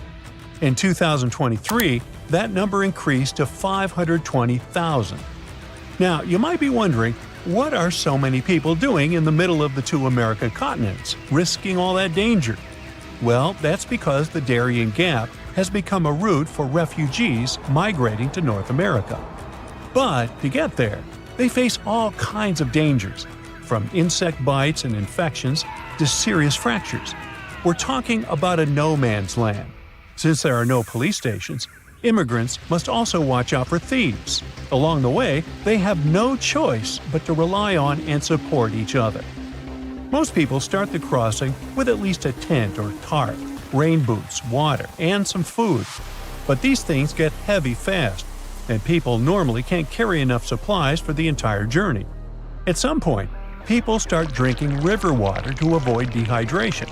But the water's full of bacteria and dirt, so it causes intestinal issues. And if things get serious, there's no medical help there. To make this whole scenario even worse, the temperatures are brutal, often hitting over 95 degrees Fahrenheit. Now, a small subset of people who venture through the Darien Gap are hardcore adventurers and travelers looking for a survival experience in the jungle. But this region is no place for a relaxing vacation.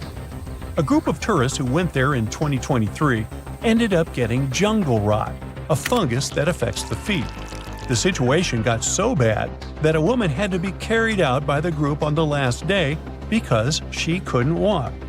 No matter how prepared people are for the Darien Gap, in the end, survival mostly comes down to luck. Out there, travelers won't find cities with solid infrastructure where they can crash at a hotel and gear up for the next day. In some spots, they might stumble across basic camps right in the jungle. These camps might offer wooden platforms for tents, bucket showers, toilets, and even plates of chicken and rice. But it all comes at a price. Wi-Fi, for example, might cost $2 an hour, and that seems like a pretty good deal, considering there's no cell phone service on the trail. They pretty much lose all contact with the outside world. Now picture a dense rainforest with steep, muddy terrain. The hiking trail is littered with boulders and tangled with vines, like nature's own tripwires. It climbs sharply over a mountain, becoming a serious challenge even for someone in good physical shape. The area also gets constant heavy rainfall, which can lead to landslides, flash flooding, and extremely muddy conditions. The situation gets so intense that even the t-shirts and faces of those who make the crossing end up covered in mud. They'll also have to cross a lot of fast-moving rivers. A Venezuelan dad who recently went through the area with his 2 kids said their sneakers ripped apart on the very first day. That's how powerful the rivers can be. And they're deep, too. Sometimes the water reaches all the way up to their shoulders. But the dangers in that area aren't recent. For centuries, the Darien Gap was thought to be impossible to cross. The first Europeans who ventured into Latin America saw it as kind of a jungle training school. They totally knew about its dangers, but still, many adventurers tried to make the crossing in the years that followed. In 1854, for example, an expedition disappeared for 49 days in the jungle, battling starvation and exhaustion. Then again, in 1870, a group of 100 men set out to cross it. Even though they were well prepared and carried cutting-edge equipment for the time, they still suffered tremendously during the journey. They had to rely on incredible resilience to survive the challenge. Over the years, people who ventured in often ended up passing away from hunger, thirst, and even drowning in rivers. They also faced the risk of being attacked by dangerous animals like jaguars, white-lipped pecaries, and the fer-de-lance, a fast, irritable snake that is one of the most venomous out there. The area is also swarming with mosquitoes, which can spread serious health problems. Leaning against trees to rest can also be risky. This jungle is full of spiked chunga palm trees, which are covered in long black spines up to 8 inches long. Unfortunately for us, these spines are covered in all sorts of bacteria. Just brush against a chunga, and you could end up with infected wounds. And yet another danger is getting lost in the dense forest and never finding your way back to safety. These days, though, this risk is a lot lower. Some people have mentioned color-coded markers that help guide travelers and keep them from going the wrong way. If they see blue or green fabric tied to trees, it means keep walking. But if they spot red fabric, that's a sign they're going the wrong way and need to turn around quickly. Since there are so many dangers, why not just build a road through the Darien Gap? While it might seem like a good idea, building a road connecting Panama and Colombia isn't really that simple. The Darien Gap has a humid climate, tough terrain, and constant rainfall, which means any attempt to build a functional road would be highly challenging and super expensive. Even though there have been previous attempts to fill in the gap. See, there's a huge road system called the Pan-American Highway, which stretches all the way from Alaska to the southern tip of Argentina. Nowadays, this highway hits a roadblock right at the Darien Gap. But it wasn't supposed to be like this, as the original idea was for the road to go through there. Leaders from Latin American countries tried to make this plan happen in the 70s, and then again in the 90s. But a lot of people were against it, mainly because they wanted to protect the local communities and the rainforest. Since the Darien Gap is mostly untouched by humans, it's one of the most biodiverse places on the planet. It's believed that 1 in 5 species are endemic to the region, meaning they only exist in that specific area, like the Darien pocket gopher and the slatty slender mouse opossum. A road would have really damaged the ecosystem in the area, so the plans were scrapped. Eventually, an alternative was created to travel by sea. At least 2 companies started a ferry service connecting the 2 countries. However, the business wasn't profitable, and they ended up shutting down. Not long ago, Panama decided to close the Darien Gap route. Now they're sealed off with barbed wire fencing. It might just be a matter of time before other routes are created. But if you are an adventurer looking to visit South America, it's probably not best to wait for that. Traveling by plane to Colombia will always be a much safer option. Humans are at the top of the food chain, but despite this, some creatures cause us a lot of trouble, and we can't do anything about them. Look at these flies with red eyes and blue-green bodies. These are some farmers' worst nightmare in the United States of America. Meet the New World screwworm flies. These little troublemakers have been munching on livestock from Florida to California for centuries, racking up some serious damage to the agricultural scene. To combat these pesky flies, the U.S. Department of Agriculture dropped a whopping 15 million sterile screwworm larvae from helicopters along the Panama-Colombia border. There's even a factory in Panama cranking out these sterile larvae like it's factory-fresh fruit. This action sounds weird, but it makes a lot of sense. The thing is, female flies only get 1 shot at mating in their entire lives. So if they happen to mate with a sterile dude, that's it. No offspring, ever. This clever trick means healthy screwworms can't reproduce when surrounded by sterile pals, which keeps their numbers in check. But how do we make these male flies sterile in the first place? Simple. A little radiation zap does the trick. You throw a bunch of flies in a lab, give them a quick spin through an X-ray machine, and then drop them from a helicopter into the wild, where their relatives are hanging out. If screwworms start making a comeback, inspectors hop on ATVs and cruise thousands of miles to hunt down any infected animals and stop the spread. There's no magic trick to wipe out these parasites completely, but the game plan is clear. Keep the sterile fly drops coming and stay 1 step ahead of these pesky little critters. Do you know why it's too dangerous to move animals from one habitat to another? There's a possibility that they won't encounter predators in the new area and will become an invasive species that will provoke an ecological disaster. Here's a simple example. In the 30s in the 20th century, farmers from Australia faced a serious problem. Cane beetles were spoiling sugarcane in the northern part of the country. Insects devoured a huge amount of the harvest, and people couldn't stop it. They didn't want to spoil the cane with poisonous pesticides, so they brought a group of cane toads from South America in the hope that the toads would eat the pests. But when these toads found themselves in the reed fields, they couldn't reach the bugs, as they lived on tall reeds. The toads just couldn't jump at such height and get the pests. So instead of beetles, they began to eat other insects. Amphibians started multiplying at a tremendous rate. The female cane toad can lay about 30,000 eggs at a time. After 3 days, small tadpoles hatch from the eggs. They swim in the water for 20 weeks and then turn into grown-up toads that live from 5 to 10 years. Millions of jumping animals began taking over the entire northern part of the continent, destroying all the biodiversity around. Leaves, grass, insects, carrion. Toads ate all this and didn't leave food for other animals. The problem was that the toads turned out to be very hardy creatures. Heat, cold, rain, droughts, they can breed anywhere and nothing can stop them. But what about other animals? Australia is full of alligators, big birds, and other creatures that would love to feast on croaking amphibians. Yes, it's true. But any animal that tried to eat these toads didn't survive. The problem is that cane toads are venomous. There are special glands behind their eyes that produce strong toxins that cause serious health problems in any animal.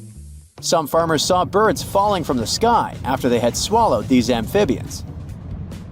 More than 80 years have passed since farmers brought 100 cane toads to Australia. Now, there are about 1.5 billion of them.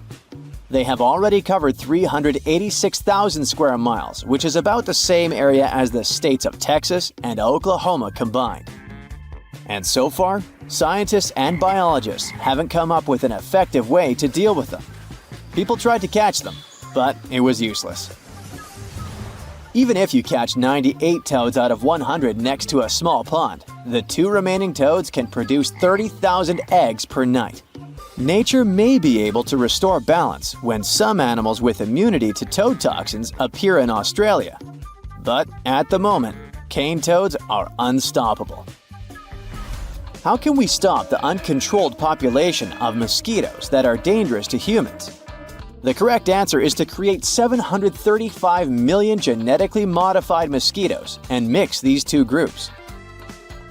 All over the world, many species of mosquitoes carry infections that cause serious health problems to humans. Almost no one likes mosquitoes. These buzzing insects prevent us from sleeping, and their bites are incredibly itchy. Many people would probably be happy if these creatures disappeared from the face of the earth. And scientists might have found a way to make this wish come true. Only female mosquitoes bite us because they need food to produce eggs.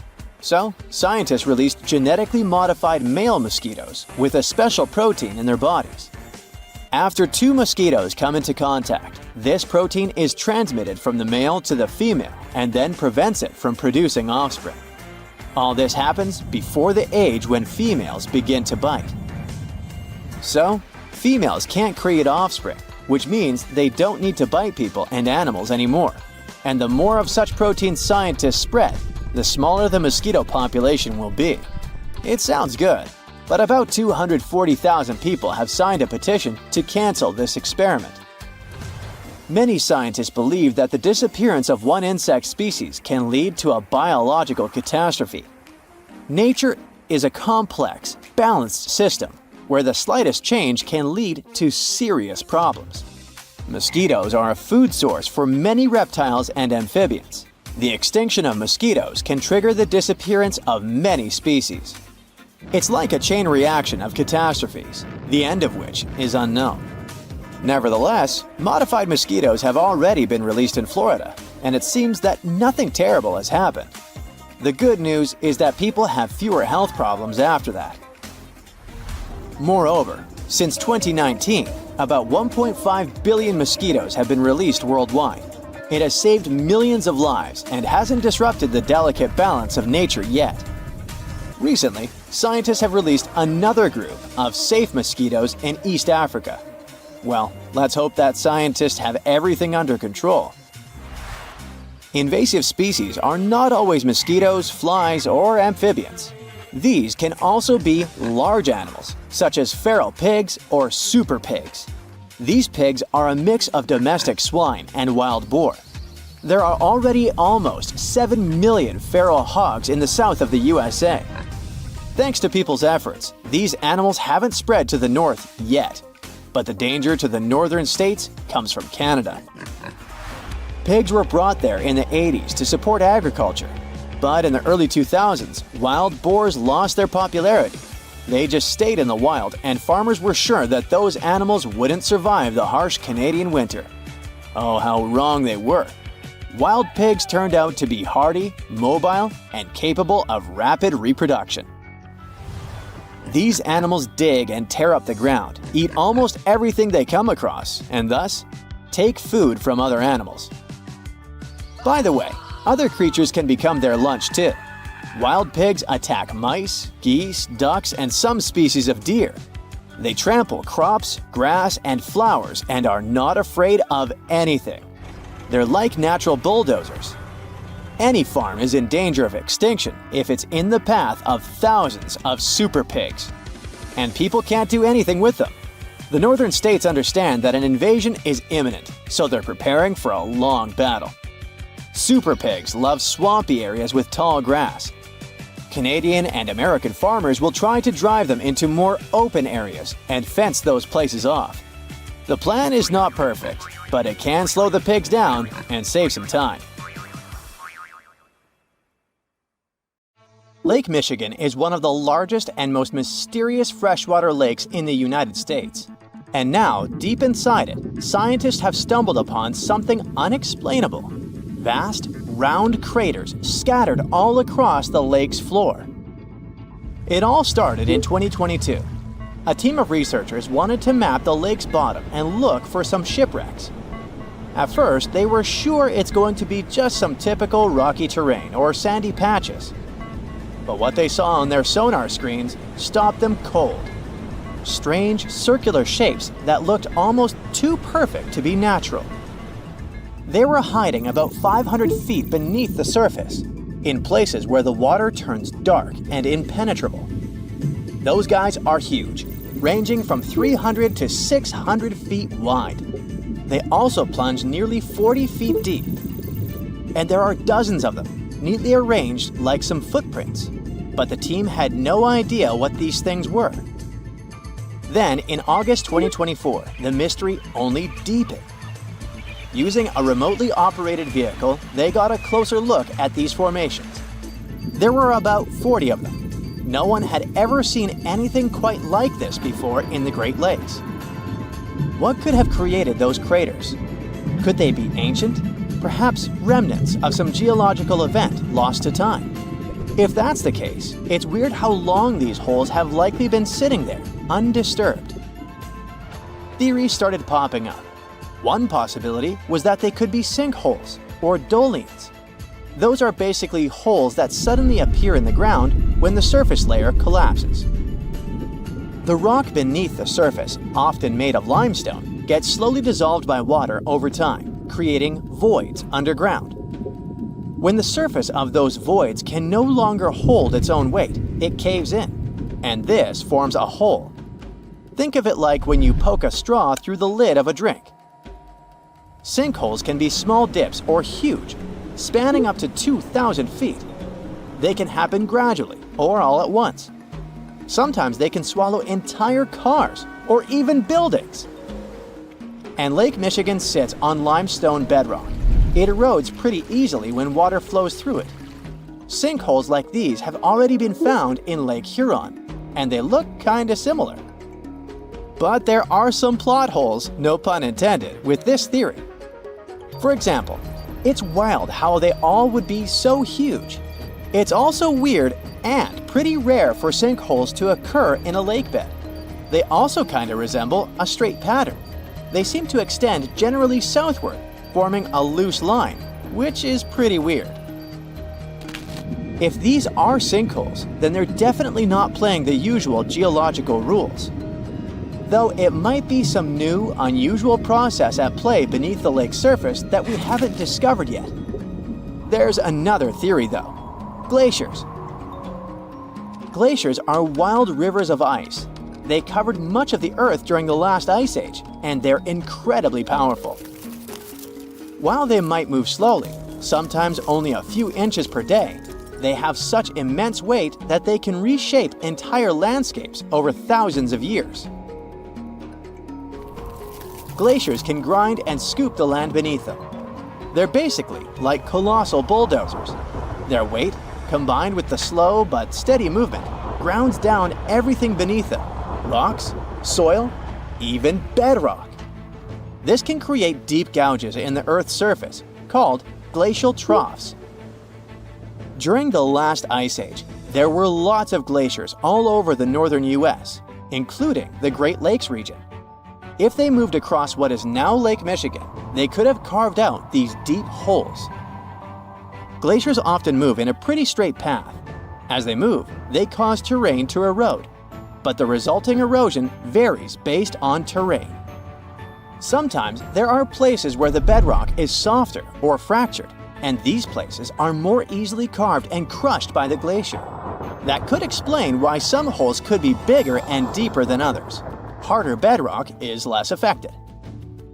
But usually this leads to rounded, crescent-shaped depressions known as chatter marks. Those marks are more like grooves rather than circular, big craters like those in Lake Michigan. Once the glaciers melted, the Great Lakes themselves formed. If the craters were formed by them, they may have filled with water, becoming part of the Michigan Lake, Though this theory is more like a speculation, so we need more evidence. But there's another layer to this mystery. The craters are not just curious geological formations. They actually may hold valuable clues about early life on Earth. Parts of Lake Michigan, especially dark ones, are relatively low in oxygen. It's like a lighter version of deep ocean environments that often have very little of this element. For example, hydrothermal vents deep in the ocean, underwater openings in the Earth's crust with some hot, mineral-rich water that are often very low in oxygen.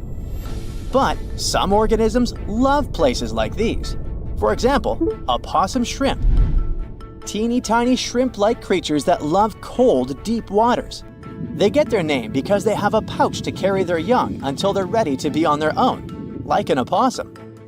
Or deep-water sculpin fish, small bottom-dwelling fish that also enjoys cold lakes. They're well adapted to living in dark waters and usually stay close to the lake bed. And weird organisms like invasive quagga mussels, which kinda look like shells. These are small freshwater mussels that have spread there to the Great Lakes. They attach themselves to hard surfaces and can cause problems for ecosystems by competing with native species for food and space. All these guys could be in Lake Michigan, and even more. There might be microbes or even bacteria that are specially adapted to these harsh conditions, just like it was in Lake Huron. There's only a handful of creatures that could survive deep within these craters, and studying them could give us insight into how life once flourished in Earth's ancient, oxygen-poor oceans. That's because it's in places similar to these, where some of the earliest life forms thrived. Early Earth had an atmosphere with little oxygen, although it was much more hot and ancient microbes adapted to this. The Great Lakes, especially Lake Michigan, have always had a bit of a ghostly reputation. Like even this mission was organized to study the shipwrecks. There were about 6,000 of them in the Great Lakes. Many of these wrecks are still sitting on the lake beds, preserved by the cold, fresh waters. And shipwrecks aren't the only strange things tied to the Great Lakes. Over the years, there have been stories of unexplained disappearances. Boats and even planes have vanished without a trace. The lakes, often calm on the surface, can suddenly turn dangerous with unpredictable storms and massive waves, leading to these mysterious events. Not even mentioning all the creepy stuff people noticed there over the centuries, such as ghostly lights above water or bizarre weather patterns like eerie, sudden fogs that seem to appear out of nowhere. In 2007, they even discovered some prehistoric structure that looks like Stonehenge there. Well, it was way smaller, but still. It lay about 40 feet below the surface in the heart of Grand Traverse Bay, and it's speculated to be about 9,000 years old, way older than Stonehenge. Looks like this is a print of those who lived in the area thousands of years ago. These massive stones are arranged in a careful, winding pattern stretching over a mile. They range in size from basketballs to compact cars. But one, in particular, stands out. A boulder 3.5 to 4 feet tall, 5 feet wide.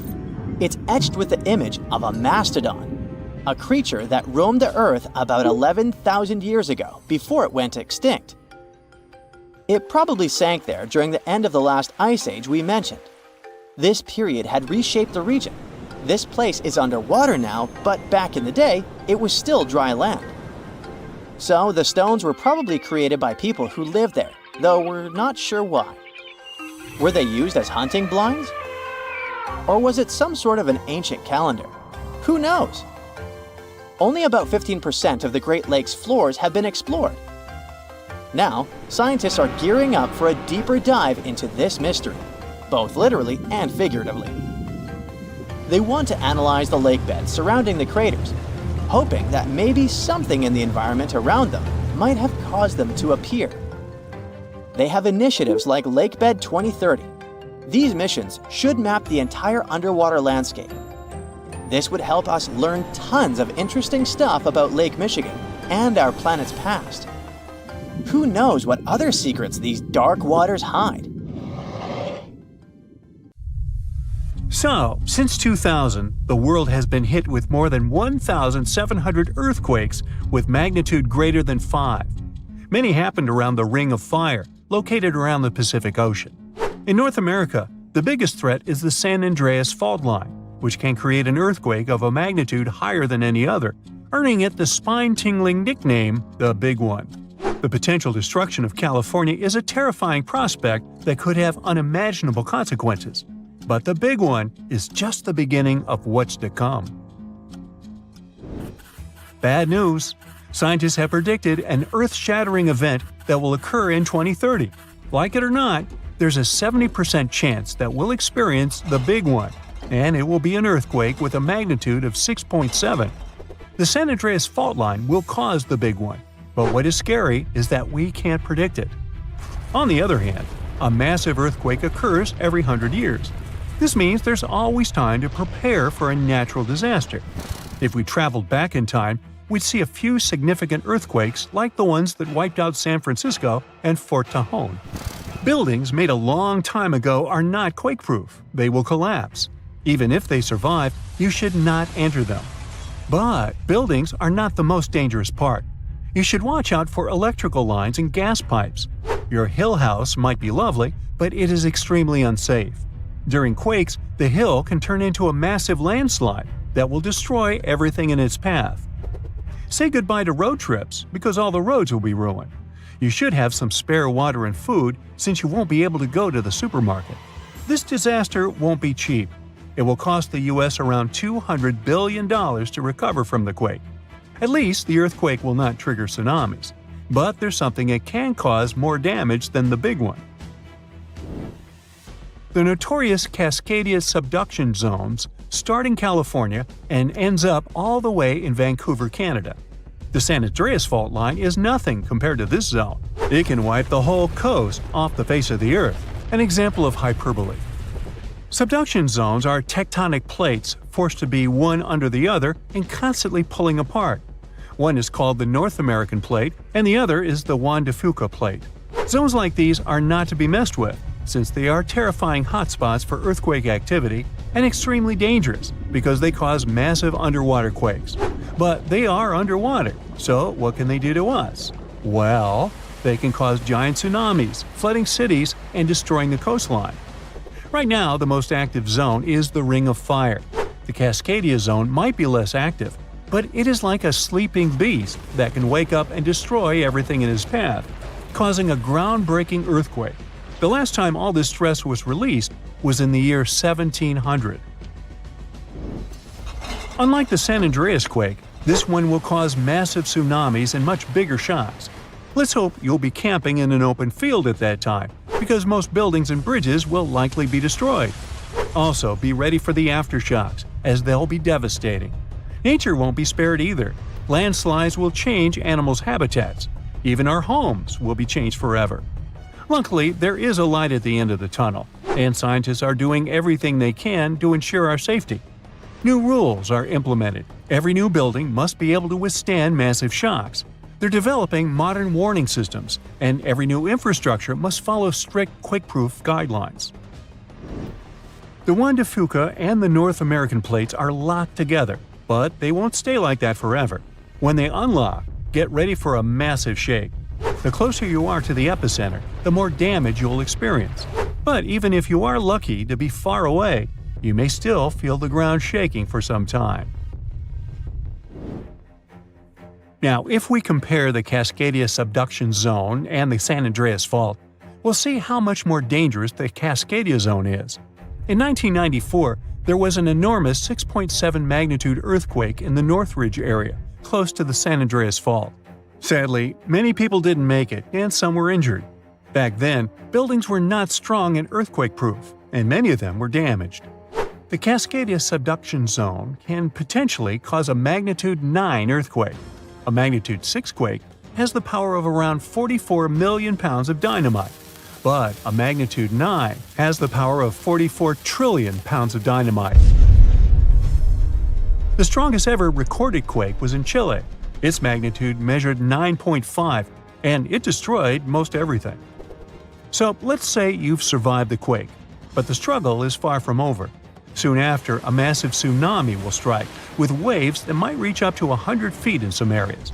That's so unlike the San Andreas earthquake, which can't produce any significant waves. So say goodbye to your beautiful garden, since salt water will destroy trees and plants, changing the environment for a period of time. The only positive thing will be you won't need Halloween decorations, because all those dried out trees will resemble a ghost forest. The combination of waves, quakes, and the sheer size of the area will make this natural disaster much more dangerous than any caused by the San Andreas Fault or the so-called Big One. A quake similar to this happened around 300 years ago. Many more have been recorded in the past 3,500 years, proving that they continually occur every 400 to 600 years. So, technically, we have around 100 to 300 years before the next big one hits. We still have no idea how exactly the Cascadia subduction zone works, because we discovered it in 1970. This zone is super scary because it can cause big earthquakes. It was found by accident when researchers studied the Ring of Fire. They wanted to know if this area had caused any trouble in the past years, and the proof was under their noses. In Washington, there is a horror forest where nothing has been growing for years. When researchers tested the soil, they found a tremendous amount of salt. They put 2 and 2 together and concluded that a massive tsunami had been the reason. Experts still didn't know when the forest was destroyed, but Japan kept records of a gigantic earthquake that had a similar effect. It was the one that happened in the year 1700. There is a 1 in 3 chance that the next one will occur in 2050. You must know how to survive the Canadian earthquakes and make it out unscathed, so listen carefully. Those who live in this area have almost no experience with earthquakes like this one. Surviving the quake is relatively easy, but the tsunami coming afterwards is the real danger. After the shake, find the highest ground and go there. Only bring the essentials, like food and water. Yeah, leave your baseball card collection at home. After the first hit, don't try to go down. Seismologists say that most likely there will be a few more waves, and they have proven this. On the 22nd of May, 1960, seismologist Jerry Eston and his 4 friends went to Hawaii to see an expected tsunami that was to happen around midnight. They set up their gear on Wailuku Bridge with an escape route planned. This bridge had been destroyed in the previous tsunami, but the new one was much taller and better. After midnight, the water was 4 feet above the average level. The second wave hit a half hour after midnight, and the water rose another 9 feet by 1 a.m. The water started going down and dropped by 7 feet, but the horror was far from over. Next, they saw a wave that was around 20 feet tall. This shows us that tsunamis are unpredictable, and we should listen to experts to stay safe. You rub your eyes, trying to make sense of everything. Perfect circular holes in the bottom of the ocean floor off the coast of Big Sur in California. You have no idea how this happened, even though you're a marine biologist who's been practicing it for years. You go through some of the old records and find out that these holes have been around since the 90s. In 1999, a ship-mounted sonar conducted a survey and found 5,200 of these pockmarks, or large holes over 500 square miles, on the ocean floor. They look like moon craters underwater. You contact your team and get the robot ready to go down and explore the scene and bring back a few samples. You and the team drive to the coast and hop on the boat. You're sitting inside controlling the robot with a joystick. Your teammate sets the robot in the water and drives it down. Everything seems normal near the surface, but as the robot goes lower, the pockmarks start appearing. A bunch of boats swift past you, making you lose your balance and focus. The robot turns on the flashlight so you can see better. But as it goes lower, the resolution is less crisp. It almost reaches the bottom, and the holes are smooth and nearly perfect circular shapes. Some of these holes that were visible in the sonar reading measure more than 30 feet across and 15 feet deep. You show the rest of your teammates the images, and they're shocked. The robot continues swimming, but there appear to be more holes all around. Many of them are too small for the scanner to capture from above. These microdepressions are steep and have sort of tails going in a certain direction. It's possible that the currents underwater played a role in their shape. Everywhere the robot swims, there are new holes all around. After a couple of hours, the robot goes back to the boat with some samples. You take them back to the lab and study them. The robot clearly captures images of human trash, but the samples don't indicate anything alarming for now. Despite the fact that 1/3 of the pockets are filled with trash, there's still no explanation of how they were formed. It's late at night and the rest of your team heads back home. You're passing out in the lab, still trying to find some answers. You wake up the next day and while cooking breakfast, you get this idea that maybe these holes are gases venting out, which could be harmful to marine life. You quickly get the robot and sail out to the ocean once more. This time, you didn't even think about calling your teammates. You place the robot in the water and get behind the screen to control it. The robot descends to the bottom of the ocean and does a survey. So far, the holes still seem to be covered with trash. But some of the holes have marine life dwelling inside, like fish and seaweed. After much scanning, it doesn't look like they're producing any bubbles, which means there aren't any gases venting out, but you're determined to find them. After a while, you reach one of those large pockmarks, and the robot starts scanning around. You find some bubbles coming from a source, but the robot can't reach it. It swims around trying to find a spot, but nothing. You bring the robot back to the lab and work on it. You attach some mechanical arms on it that can lift things and move them. You bring the robot back down to the same spot, but the bubbles aren't as frequent as before. You use the arms to move some of the trash and find out that the bubbles are being produced by a group of crabs chilling next to a pile of plastic. Bingo! The bad news is, you still don't have a clue why the microdepressions and pockmarks exist. As you try to control the robot to go back to the surface, an octopus wraps its tentacles around it, pulling the robot down. You struggle with the controls and push it to maximum power, but the suctions of the octopus are too strong to break off. It's a game of tug-of-war with the octopus and your robot. It takes the robot under a pile of trash, thinking it's lunch. But you use the arms to maneuver the robot out and swim back to the surface. You go back to the lab even more confused. The robot has collected more samples for you to study. Your eye is glued to your microscope, trying to figure out what's going on, but nothing. You decide to do a carbon dating test to determine how old these holes are. After a while, you check out the results and are even more stunned than before. They show that the holes are around 400,000 years old, so it's likely that human trash wasn't the cause for all this. You pull many all-nighters trying to figure out the truth. You gather your team once more and hold a small press conference about this. You claim that this may be something we should be extremely worried about, but you still can't tell them more than what you know.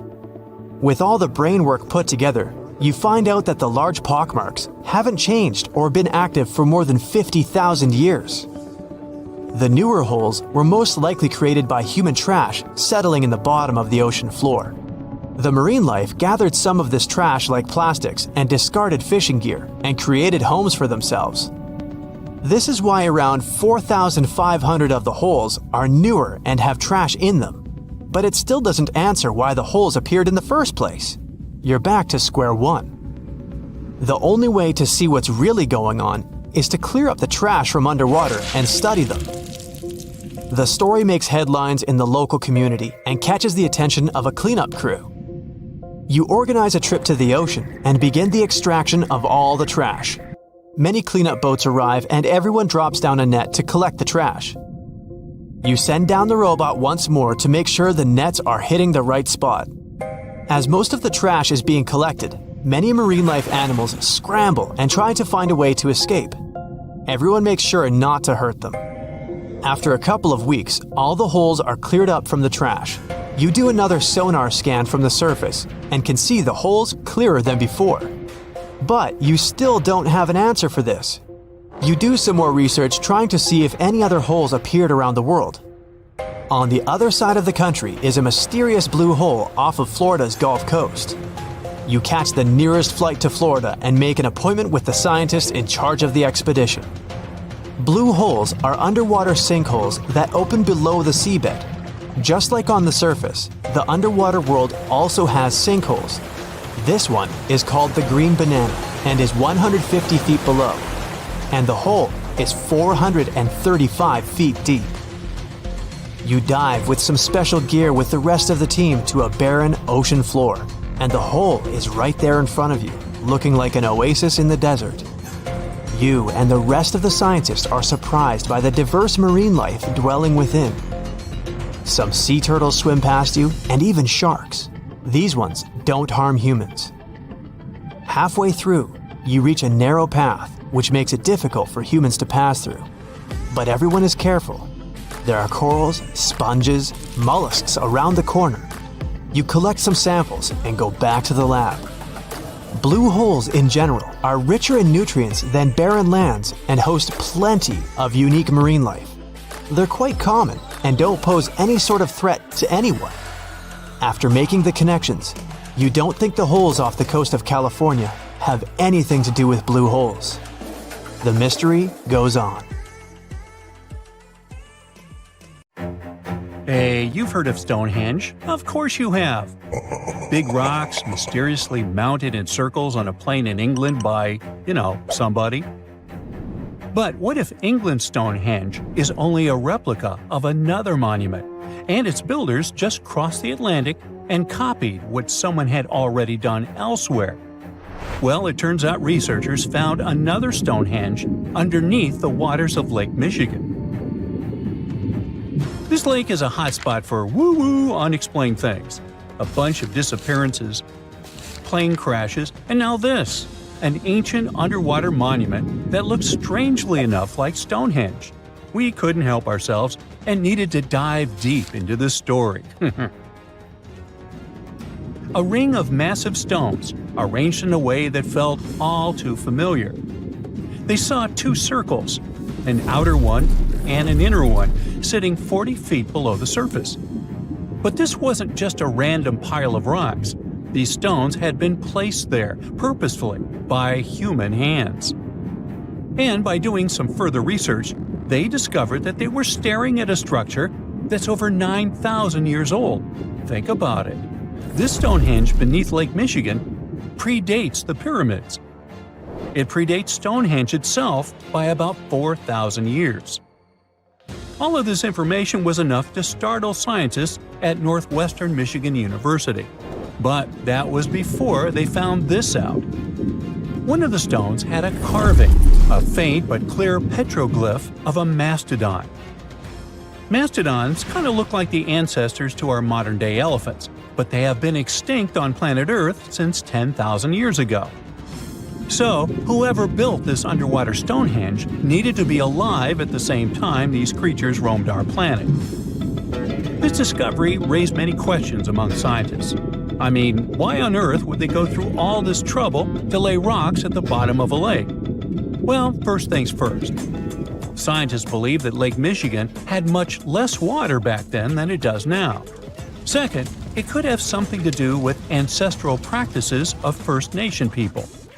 There's one theory from a professor of the University of Michigan. He suggested that the stones formed a kind of prehistoric hunting trap.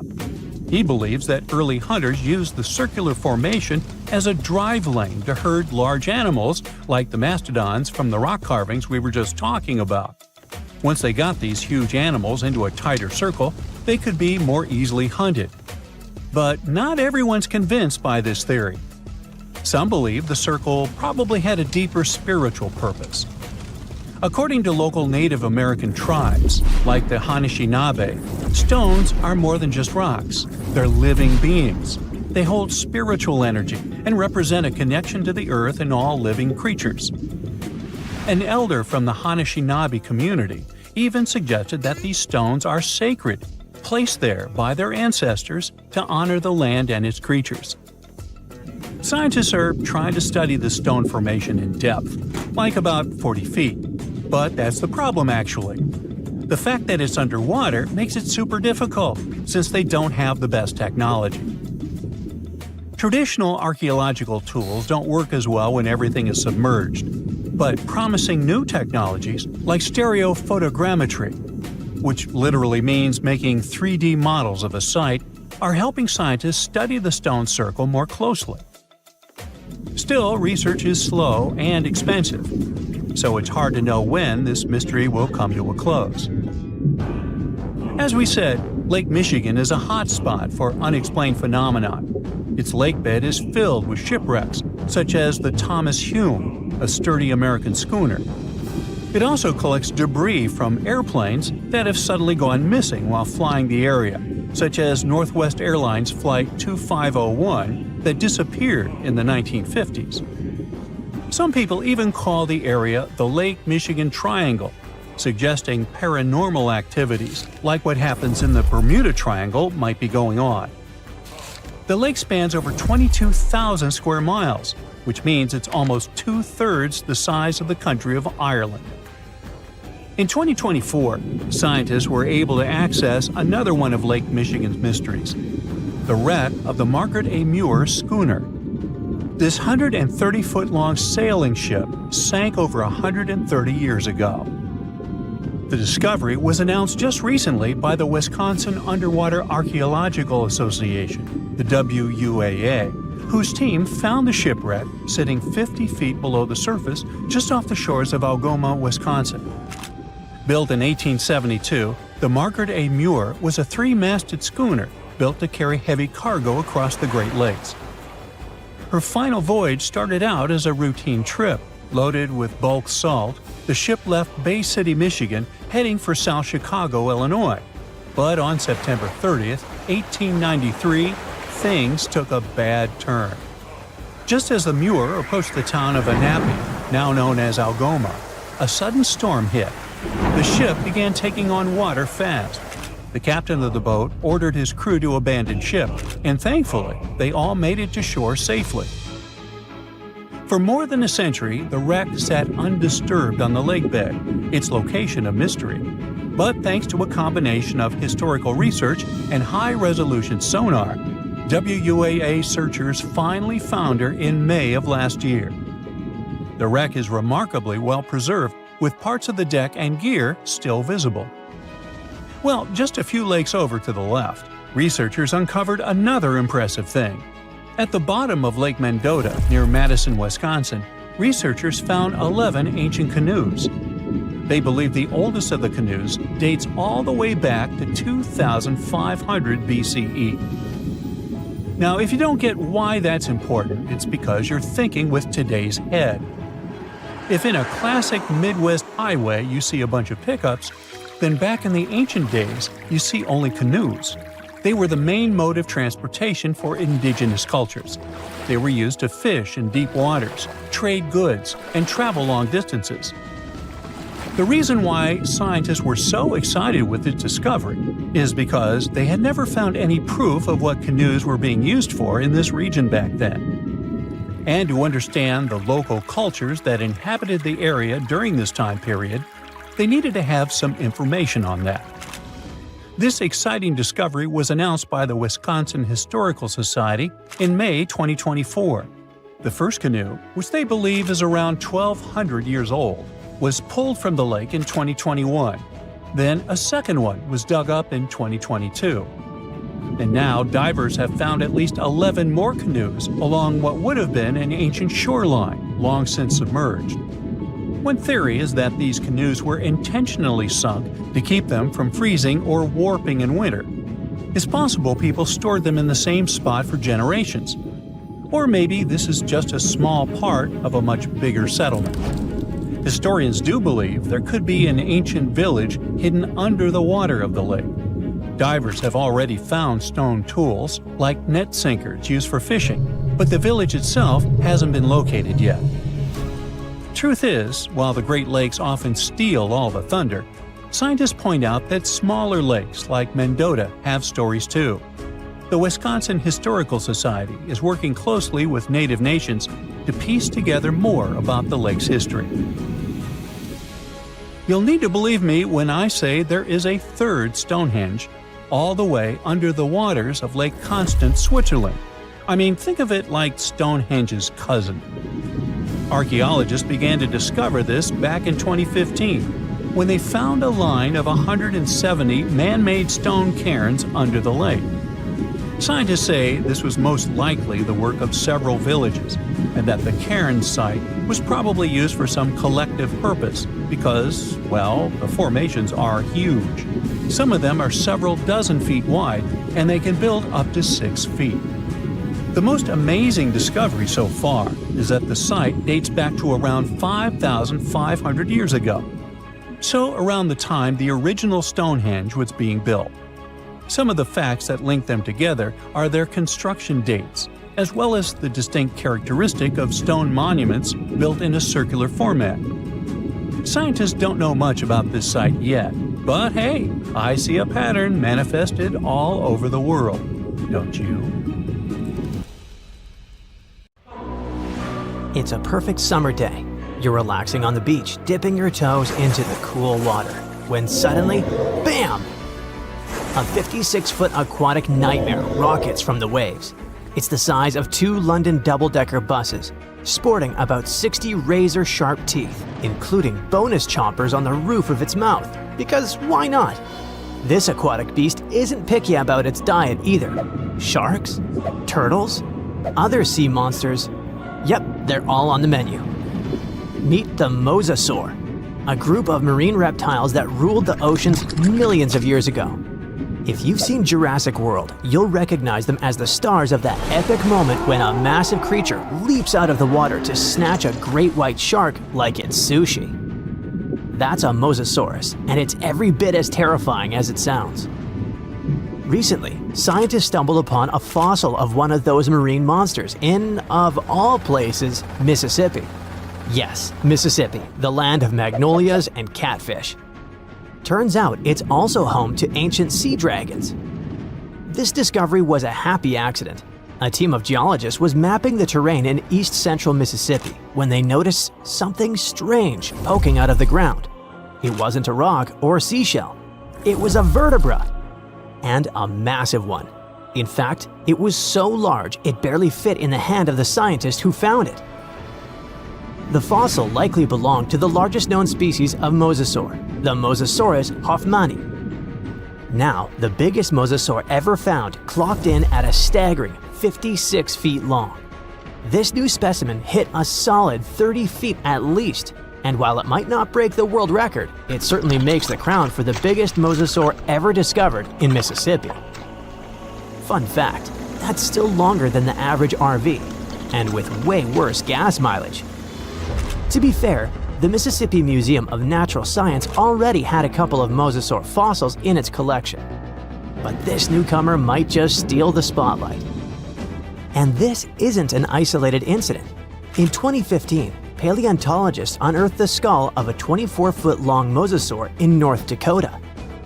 Years later, a private fossil hunter, yes, that's a thing, found an equally huge mosasaur in Texas.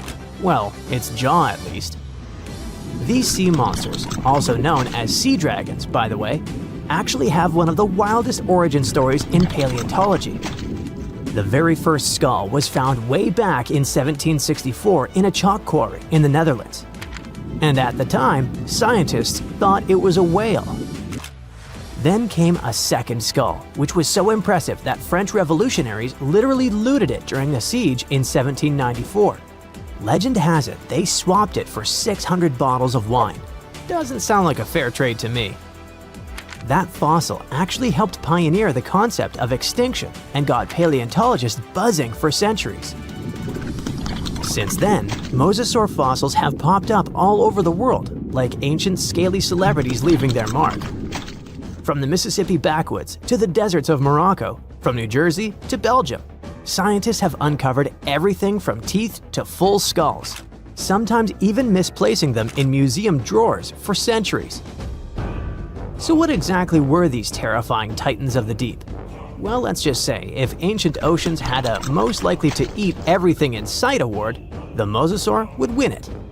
Picture a gigantic scaly torpedo with a mouth full of about 60 razor-sharp teeth, including some growing on the roof of its mouth like dental overkill. It had a long, muscular tail for propulsion and 4 paddle-like limbs that worked like turbocharged oars, letting it cruise through warm, shallow seas like a reptilian speedboat. Scientists believe they were close relatives of modern monitor lizards and snakes, which honestly just makes both of those animals way more terrifying. Some mosasaurs even might have had adaptations for sensing vibrations in the water, allowing them to detect movement from a distance, similar to how sharks use electroreception today. Their eyes were well developed too, giving them sharp vision in the dim ocean depths, a key advantage when hunting fast or elusive prey. But what really makes mosasaurs the stuff of prehistoric nightmares is their attitude. They were apex predators, and they knew it. Those sea monsters weren't picky eaters. Fish, turtles, birds, sharks, other mosasaurs. Basically anything that moved was dinner. Fossilized mosasaur stomach contents prove they practiced family dinner in the most metal way possible. If they were around today, your beach day would be a lot more exciting, and probably shorter. These guys were so intense, they dominated the whole world. It's safe to say, mosasaurs were the undisputed rulers of the late Cretaceous oceans. And like today's orcas or great white sharks, they probably used ambush tactics, sneaking up on prey from below before striking with explosive force. Bite marks found on the fossilized bones of turtles and even other mosasaurs suggest intense underwater battles worthy of a blockbuster movie. But how did one end up in Mississippi of all places? Well, rewind the clock about 80 million years and you'll find part of North America underwater. A vast shallow sea known as the Western Interior Seaway split the continent in two, running from the Gulf of Mexico to the Arctic Ocean. It was warm, teeming with life, and yes, crawling with sea monsters. This prehistoric seaway was a watery wonderland. Imagine long-necked plesiosaurs gliding through the water, birds with teeth diving for fish, and oysters the size of car tires clinging to reef-like structures. Even giant fish like this weird guy over here called it home. This ancient inland sea stretched over 600 miles wide in some places, but it was no more than a few hundred feet deep, making it ideal territory for predators like mesosaurs to thrive. The shallow depth also meant that their prey had few places to hide, turning the seaway into a prehistoric buffet. But the Western Interior Seaway wasn't a permanent fixture. As the Rocky Mountains rose, the seaway slowly disappeared. Over millions of years, it transformed from a shallow ocean to swamps and then to dry land. Today, what was once an ocean is now the Midwest, complete with cornfields, cows, and the occasion mosasaur vertebra hiding in the dirt. Now, this wasn't exactly the end of the mosasaurs. Sadly, even these monsters couldn't outswim extinction. Those massive sea beasts met their watery grave around 66 million years ago, when Earth got an unwelcome visitor, a 10-mile-wide asteroid. When that space rock slammed into what is now Mexico's Yucatan Peninsula, it unleashed destruction on a planetary scale.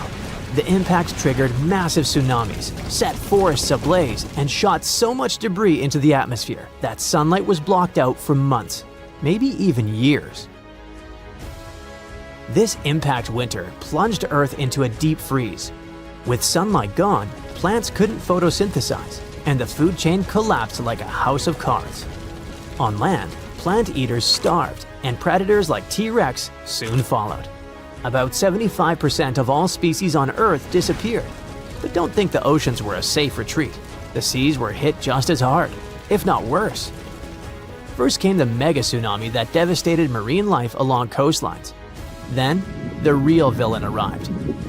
You see, without sunlight, phytoplankton, those tiny microscopic plants that serve as the foundation of the marine food web, perished.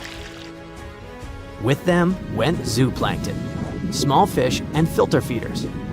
And when the buffet dried up, the big predators like the mosasaurs went hungry. No food, no future.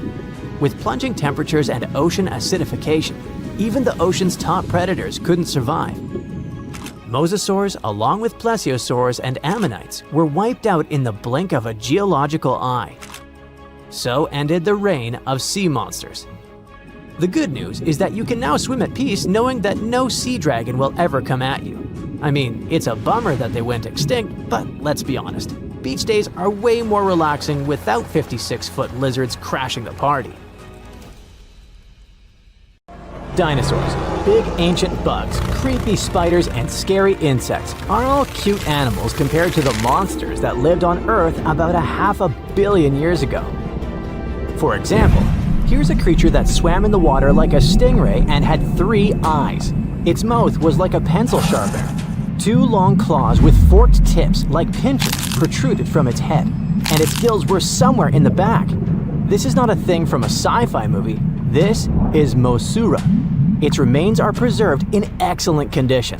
Let's look at it more closely and study other similar monsters. The Cambrian Explosion. Remember this name. This period is also called the Biological Big Bang, the time when a huge number of different living creatures began to appear in the ocean, large, small, and tiny.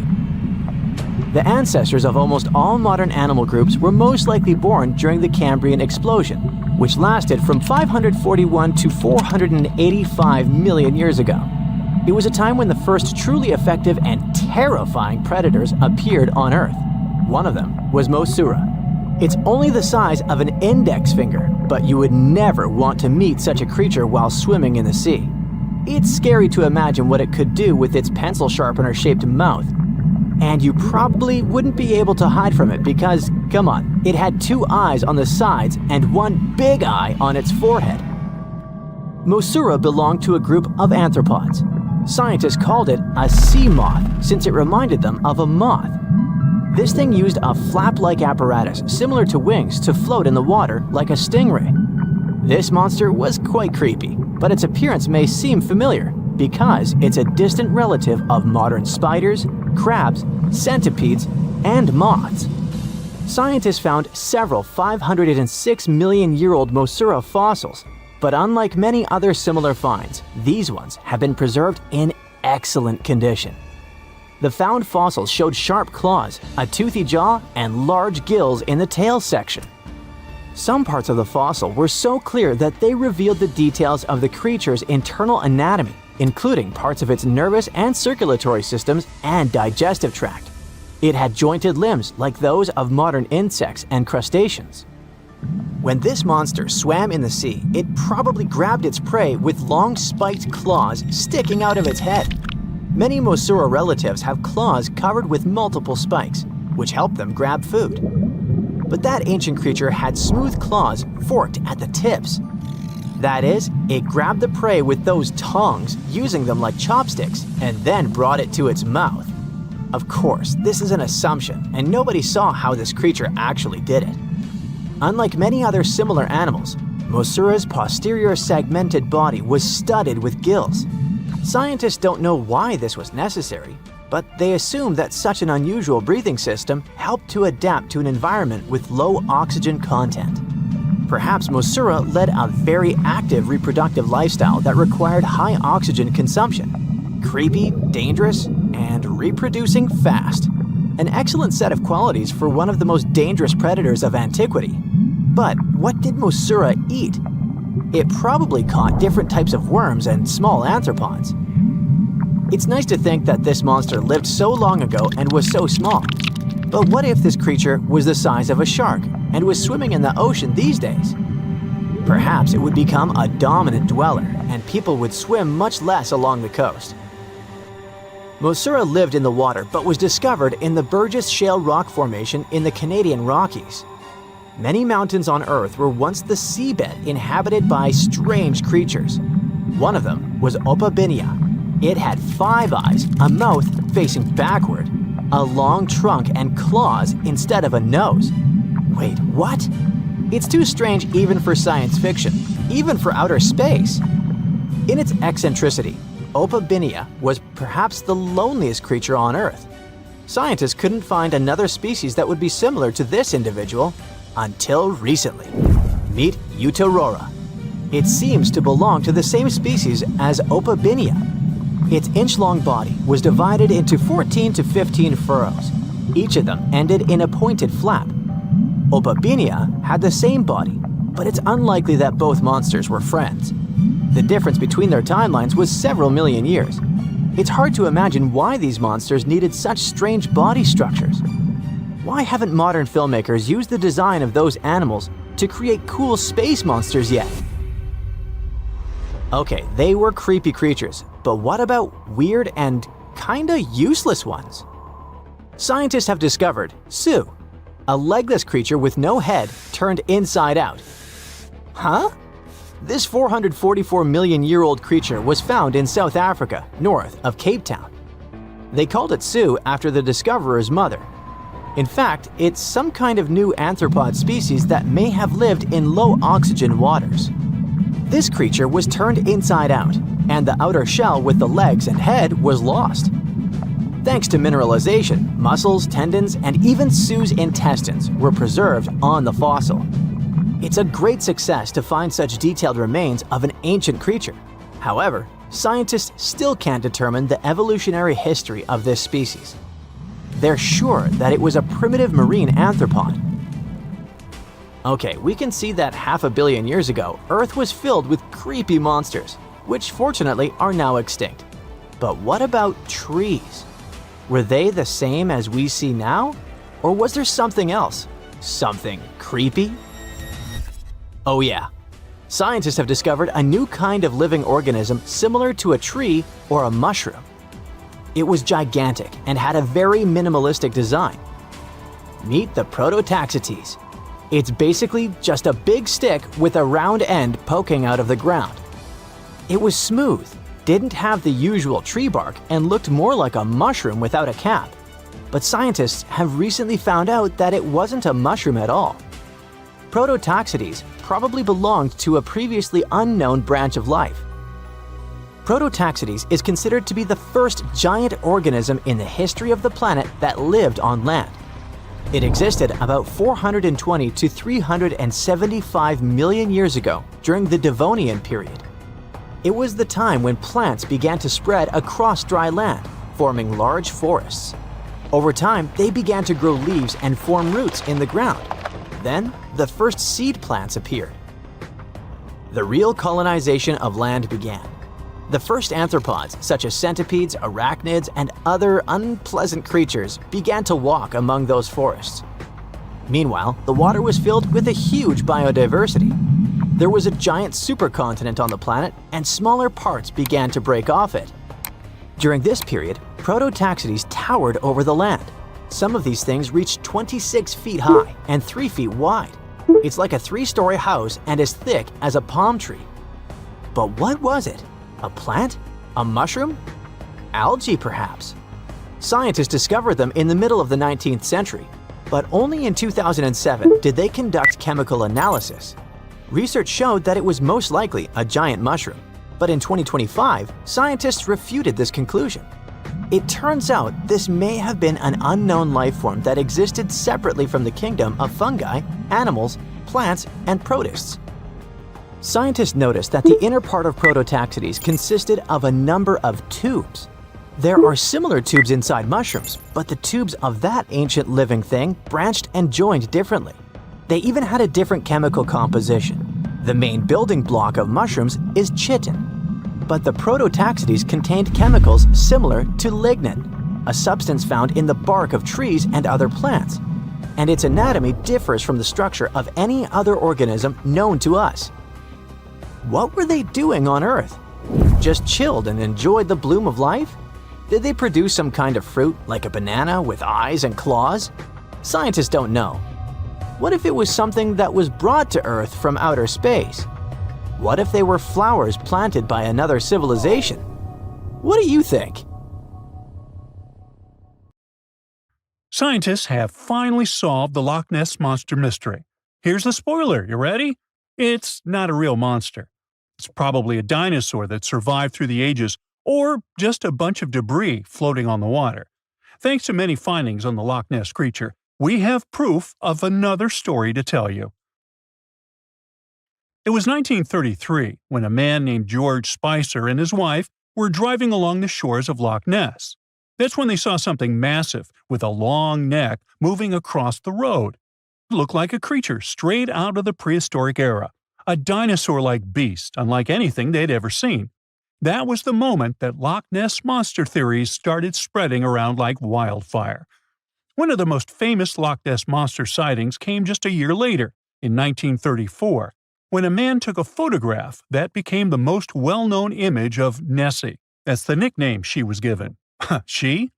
Anyways, the photo, known as the surgeon's photograph, showed a long-necked creature rising out of the water, and for years it convinced people that the monster was real. But years later, the truth came out. One of the men who helped take the photo confessed it was all a hoax. The photo had been staged after all. When the photo was published, it had been significantly cropped.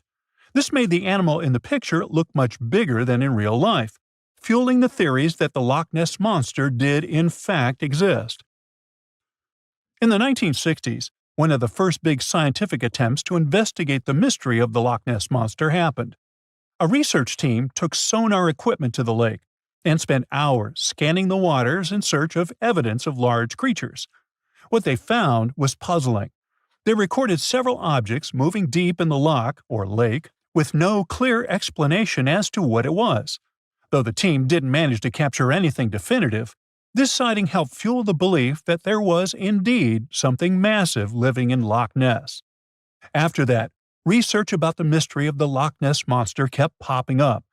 In 1972, with the help of underwater photography, some researchers managed to capture strange images, which got people's hopes up for a minute. But the truth is, this early research about the Loch Ness Monster was far from conclusive. Now, of course, not everyone bought into the mystical, magical theories about the Loch Ness Monster. Theory 1, from a professor of zoology at Oxford University, has made it clear that the monster is a biological impossibility. Hey, my pediatrician said that about me, too. Meanwhile, he says that no skeletal remains have ever been found in the region. Plus, no fishermen have ever caught anything resembling the creature in their fishing nets. For him, this works as proof that it simply can't be real. When it comes to the famous photos of the Loch Ness Monster as evidence, well, that's pretty simple. The professor offers a more down-to-earth explanation. He argues that these images are either showing floating debris or birds, like cormorants, which have long necks and often appear to be low in the water. When people refute his suggestion, he takes us back to human psychology and explains that people often make mistakes and misjudge the size of things, especially when they just caught a glimpse of it, and even more so when they are hoping to see something specific. Now, many of those alleged photos depict an animal with a long neck and a small head, which has led some to believe that what they're seeing is a plesiosaur, a giant marine reptile that lived 215 million years ago and disappeared with the dinosaurs. The idea of a plesiosaur surviving all these years is a theory that's been around since the first sightings of the creature. But this researcher isn't buying it. He explains that no plesiosaur fossils have been found in the region dating to anything later than 66 million years ago. The idea of a prehistoric creature still lurking in the waters of Loch Ness just doesn't hold up scientifically. Then there's theory number 2, from a British naturalist who has spent over 50 years investigating the Loch Ness Monster phenomenon. His conclusion is a little less dramatic. He believes that most people who report sightings of long-necked creatures are misidentifying other animals. He suggests people think they are seeing a sea serpent. Reports of sightings from the Loch Ness Monster have been around since the 6th century CE, long before they were distilling Scotch whiskey or other explanations. Early reports of these sea serpents describe large creatures with long snake-like bodies and multiple humps. Some say the creatures were as big as boats, and many swore they saw something swimming in the waters. Many of these early sea serpent sightings may have been misunderstandings or exaggerations of normal animals in the loch, like large fish or even swimming birds. They could have been large eels, which are known to live in Loch Ness. These eels, especially when they're moving, might have given the impression of a long, undulating creature in the water. People who saw these eels from a distance, particularly in low light or misty conditions, might have mistaken them for something much more mysterious. Theory number 3 says something else. Nessie is just a series of standing waves. These happen when two boat wakes move in opposite directions, creating a big hump in the water that could look like a creature from a distance. Loch Ness enthusiasts even showed how it works, with footage from Fort Augustus, where a river meets Loch Ness.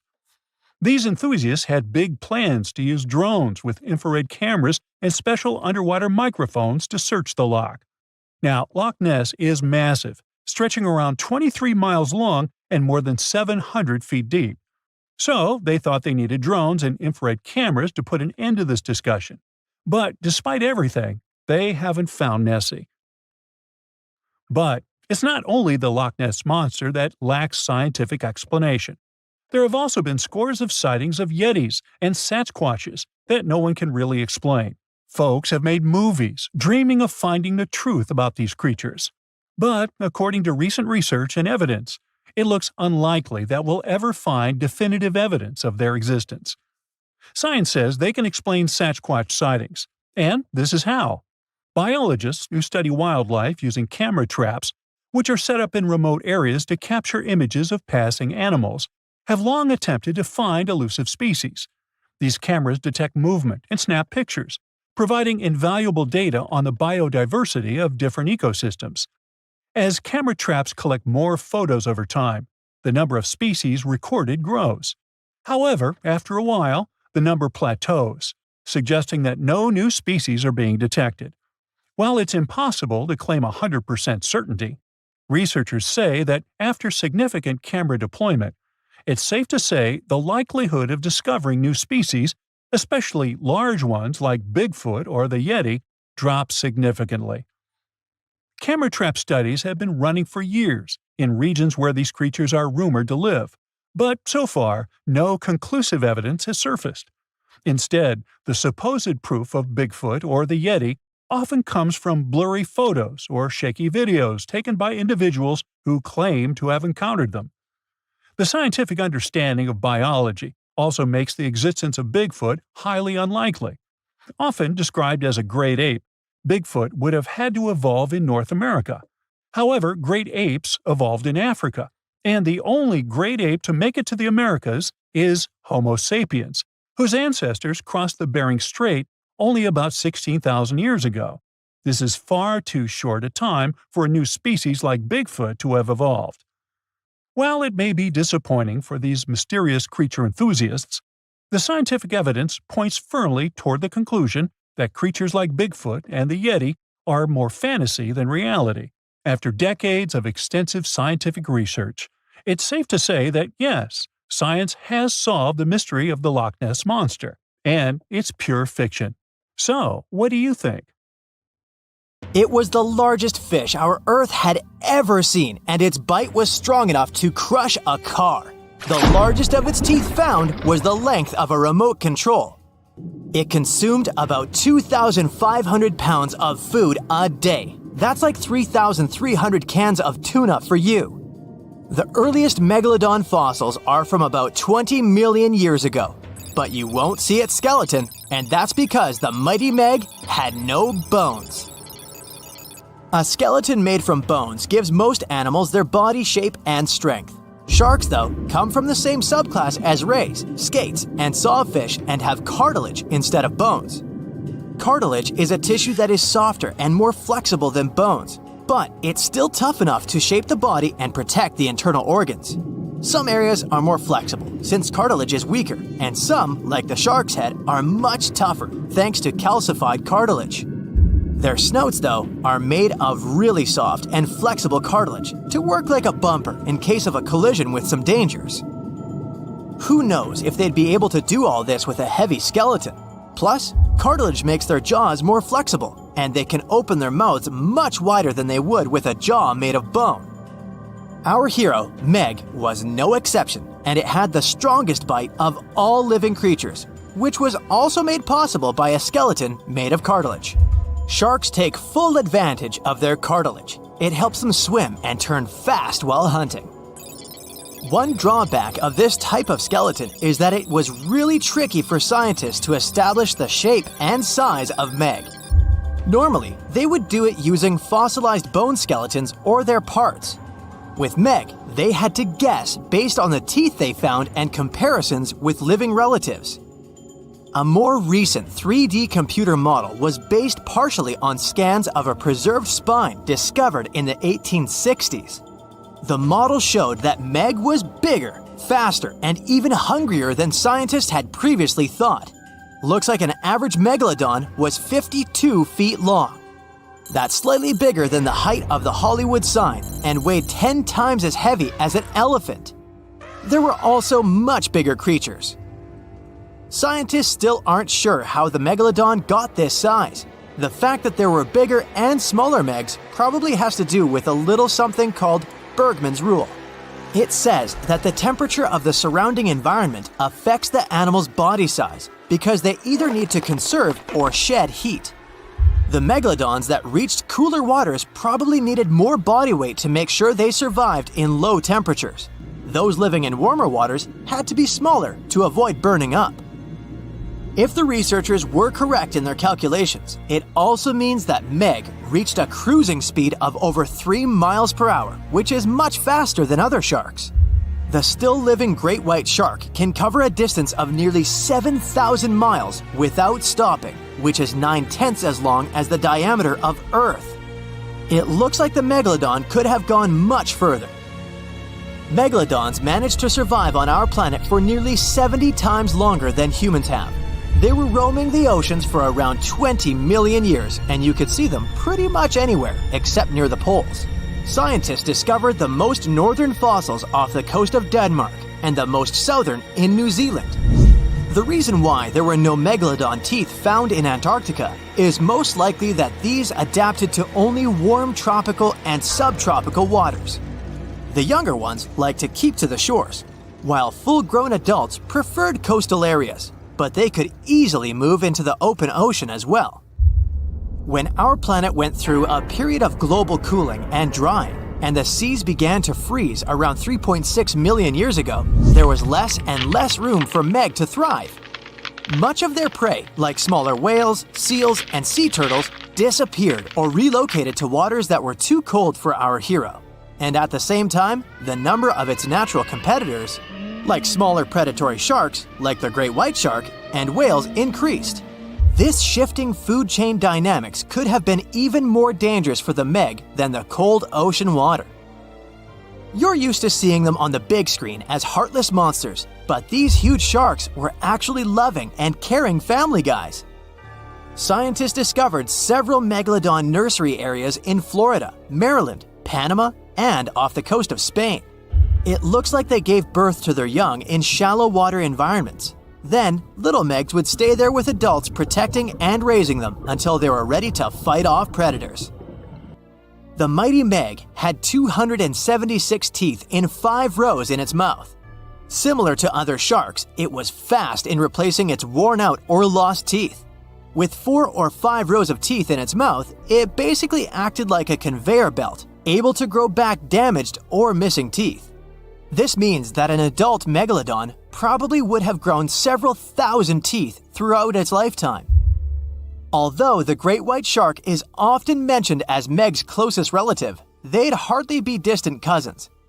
The ancestors of today's great white existed at the same time as the Meg, but they weren't best friends and even rivaled each other. The great white shark wouldn't win in a head-to-head fight with a Meg, but it was a better hunter using its smaller size and agility to snap up the giant's prey quickly. This only left the bigger fish and whales for the Meg, but its food supplies began to run out as the whales swam to the cooler new seas. Rather than a great white, the megalodon is more like a modern bull shark. It had a short snout, a flat lower jaw, and huge pectoral fins to support its massive weight and size. We also speak of Meg as an extinct giant, but can we be 100% sure it isn't hiding somewhere as we speak? After all, we've only explored 5% of our oceans altogether. The Mariana Trench is the deepest oceanic trench on Earth, and you could dip the whole of Mount Everest in its deepest part, and over a mile of it would still be above the surface. If a megalodon or two needed a place to hide, that would be the perfect spot. It wouldn't be the coziest place to live, though, with its cold water and total darkness. Plus, the pressure there is 1,000 times stronger than at sea level. So, if a meg really were hiding down there, it would have serious issues with its teeth, because calcium would dissolve under that pressure. To survive here, it would also need to learn to navigate in complete darkness. That means it would have either become bioluminescent or evolve to grow massive eyes like the giant squid. If the meg were still around and true to its dietary choices, it would have to eat smaller fish, and that would be a problem for us humans. Especially those of us who love fish, that is. And the ocean isn't cooling down these days. The megalodon would love its temperature and would thrive and reproduce faster than ever. Those giants would create some massive problems for cargo ships and cruising vessels. In case you're now scared at the thought of meeting a megalodon, relax. Most scientists don't think it's possible because of our hero's size. Most foods that megalodons like to eat live in shallow ocean areas and not in the deep, deep sea. Meg would need to come up for dinner every now and then, and it's kinda hard to miss a creature this big. They're both giant prehistoric creatures to us, but the megalodons and the dinosaurs never actually coexisted. The dinosaurs probably died out about 66 million years ago. Megalodons seem to have appeared a bit later. You know how they say it's better to just hand over your wallet if you run into a mugger? Instead of surrendering their wallets, sea cucumbers choose to spit out some of their insides to fend off predators like crabs and fish.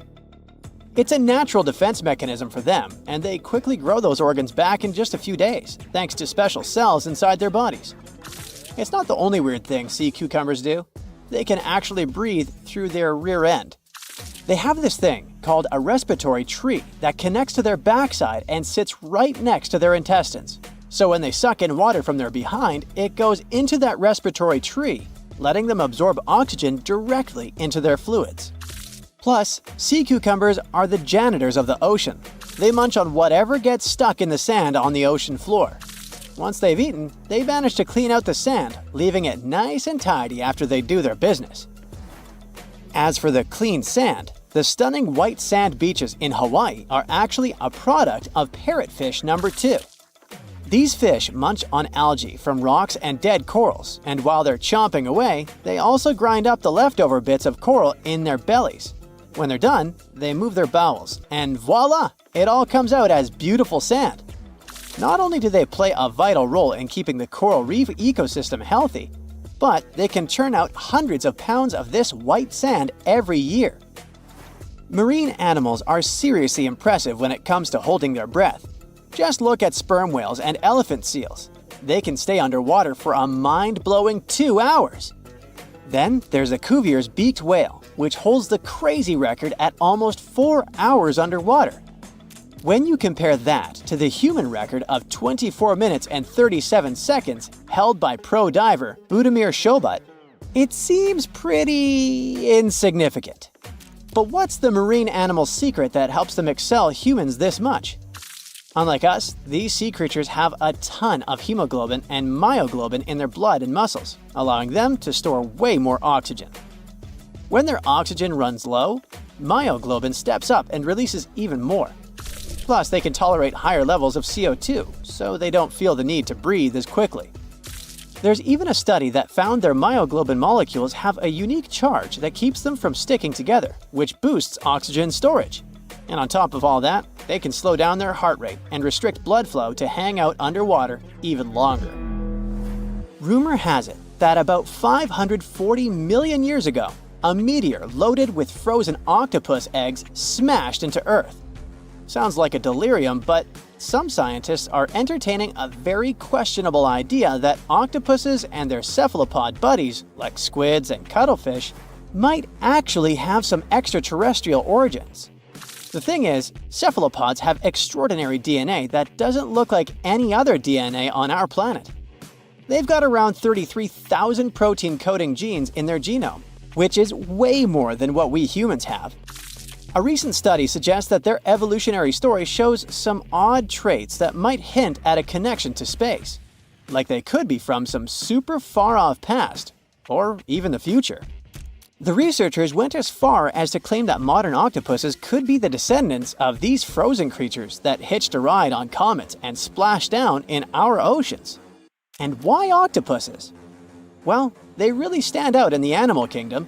They can use different tools to build their own houses, and they can even solve everyday problems independently of their brain, as 2/3 of an octopus's neurons are in its arms.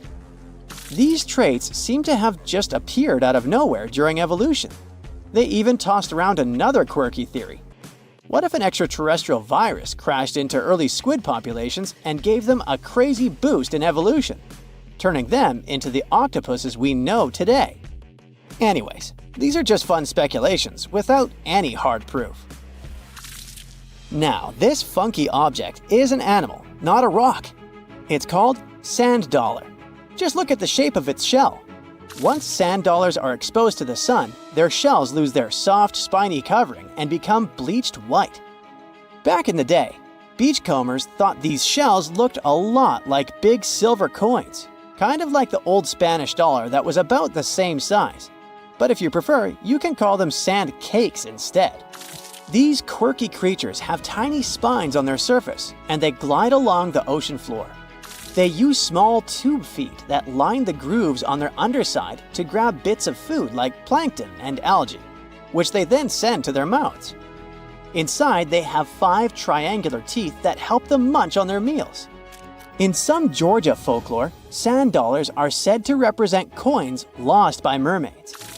Sand dollars have a unique talent for cloning themselves. They can do this for a bunch of reasons, like when a predator comes around. Some species of sand dollar larvae can actually split in half as a defense mechanism. It takes about 24 hours for them to clone themselves, and the new larvae end up being about 2/3 smaller than the original, which helps them hide from danger. Wait, is that a giant sea hot dog racing through the ocean? Sorta. Some scientists have joked that sperm whales seriously resemble enormous hot dogs. These massive creatures can take quick naps, standing up for about 10 to 15 minutes. They only sleep about 7% of the time, mostly between 6 p.m. and midnight. Sperm whales also have a cool ability to retract and extend their eyes, thanks to a thick retractor muscle around them, but they can't actually roll their eyes in their sockets. Plus, they have the most asymmetrical skull of any mammal out there. Oh, and let's not forget, they have the largest brain of any living creature, weighing in at over 9 pounds. Unlike us humans, if dolphins went into full-on snooze, they'd stop breathing and could drown. So they figured out a genius solution. They let only one side of their brain sleep at a time. This means one half stays awake to keep them breathing and watching out for any potential threats. When they snooze, they only close one eye. If their right brain is resting, their left eye is shut, and vice versa. This unique sleep style is called unihemispheric sleep, and it lets them recharge without ever fully losing awareness. On top of that, dolphins might be using corals and sponges like their own little pharmacies. Scientists have seen them rubbing their bodies against specific types of coral and sponges, suggesting they might be treating skin issues. They've even spotted dolphins lining up to take turns at these spots, using corals like Gorgonian coral Rumphella aggregata, leather coral, and some sponges. What's really fascinating is that researchers have analyzed these corals and found they contain compounds that could help with dolphin skin conditions, which can sometimes lead to infections and lesions. Now, the big question is figuring out exactly how each type of coral helps dolphins, and if it really boosts their health overall. Sea urchins aren't exactly the Usain Bolts of the ocean. They move slowly by crawling with their tube feet and occasionally give themselves a little push with their spines. These little guys have just 5 teeth, which they use like a beak to scrape algae off rocks, which I'm pretty sure is the ocean's version of an all-you-can-eat buffet. But since all that scraping wears their teeth down, they're in a never-ending dental replacement program. Scallops are the underwater equivalent of the world's most confused security cameras. sporting up to 200 tiny eyes on their shells. These eyes are high-tech. They can even adjust their pupils to light. Instead of working like ours, scallop eyes have a unique setup. Light goes through a pupil, lens, 2 retinas, and then hits a mirror made of guanine crystals that reflects it back. Scientists were puzzled about how they see since their main retina often gets blurry light. But it turns out, scallops can change their pupil size by about 50%. Just don't expect them to do it in a hurry, as it takes a few minutes. Now here's something really neat about orcas. They're expert hunters, and they do it in groups called pods. A pod can consist of up to 40 orcas, forming a very effective hunting team. Interestingly, there are distinct types of pods: resident and transient. Resident pods are more into fish, while transient pods have a taste for marine mammals.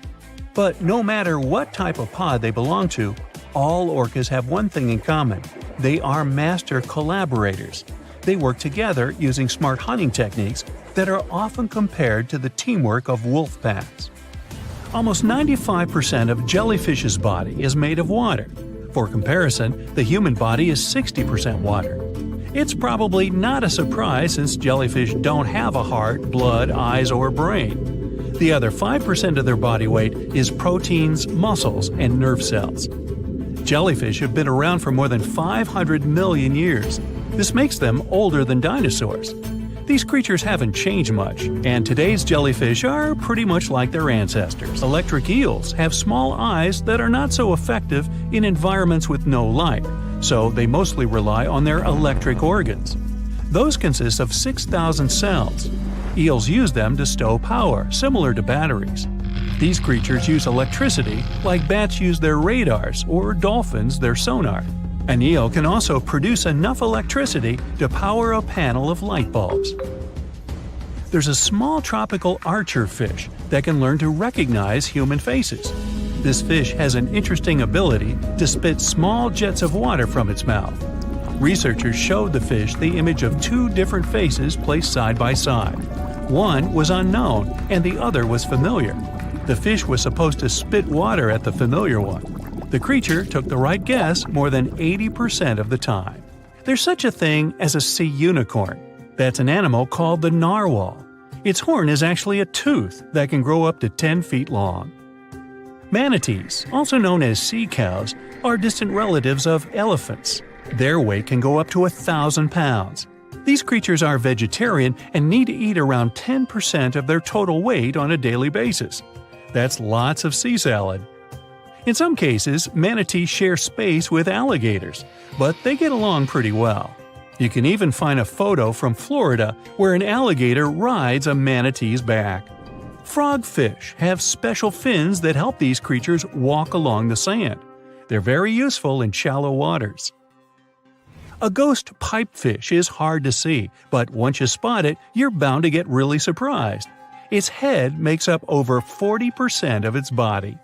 Crabs don't feel like wasting time on such formalities as putting foods in their mouth. That's why they taste it with their feet, which is where their taste buds are. Marine iguanas are the only lizards on our planet that like spending time in the ocean, even though they mainly live on land. They're herbivores that feed in shallow waters and swim like snakes. Iguanas use their long claws to hold onto the bottom when they need to graze. Green turtles can cross over 1,400 miles when migrating.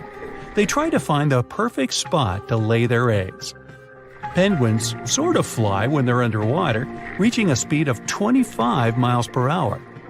More than 5 million years ago, I've heard, I wasn't around then, deep-sea worms and humans had a common ancestor.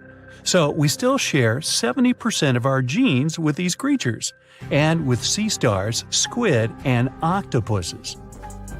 Now, octopuses are in fact incredibly old. The oldest known fossil belongs to an animal that lived almost 300 million years ago. FYI, this is before our dinosaur buddies roamed the Earth. Wait, there's more! Octopus arms have a mind of their own. That's because 2/3 of their neurons lie in their arms, not in their heads. This means that their arms can problem solve how to open a shellfish, while their owner is worried about other stuff entirely. Talk about ninja-level multitasking. Oh, and like other animals, such as chimpanzees and dolphins, octopuses have proven to be good at maneuvering tools, like picking up old shells and using them as a temporary home. Now, of course, the most intelligent animals on our planet are humans, according to humans. But we don't seem to give pigs enough credit. Pigs are so smart they can play video games. No, not Minecraft. But in a recent academic study, scientists had 4 pigs play a joystick game. They had to manipulate the stick so that the moving ball would hit the wall and then they would get a treat. All 4 pigs did great in the test, which was surprising even to the scientists. Now, pigeons also aced an impressive test. They were trained to differentiate a Picasso painting from a Monet one, which they had no trouble learning. Then they were able to apply this knowledge, identifying works of art they had not previously seen, meaning they really understood the difference between each painter. Poor things are always seen as a nuisance. Now, if we placed kangaroos in an Animal's Most Amazing Ability contest, they'd win. It's mainly because they break the four-legged rule.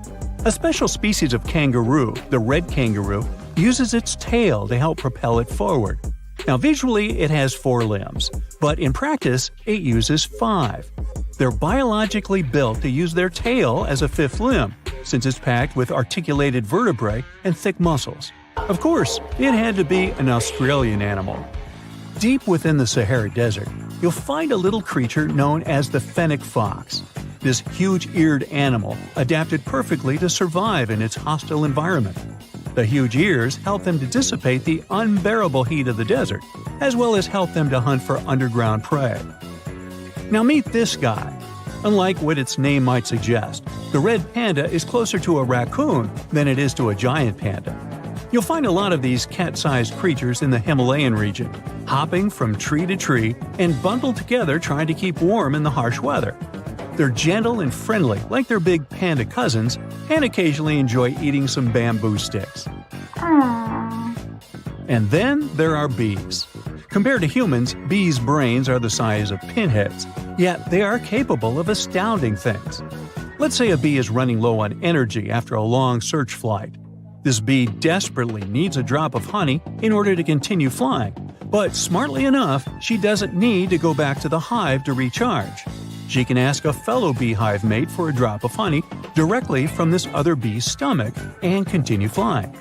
This type of decentralized system allows them to build highly effective societies, one that bees don't need to push the queues in front of the honey cells, for example.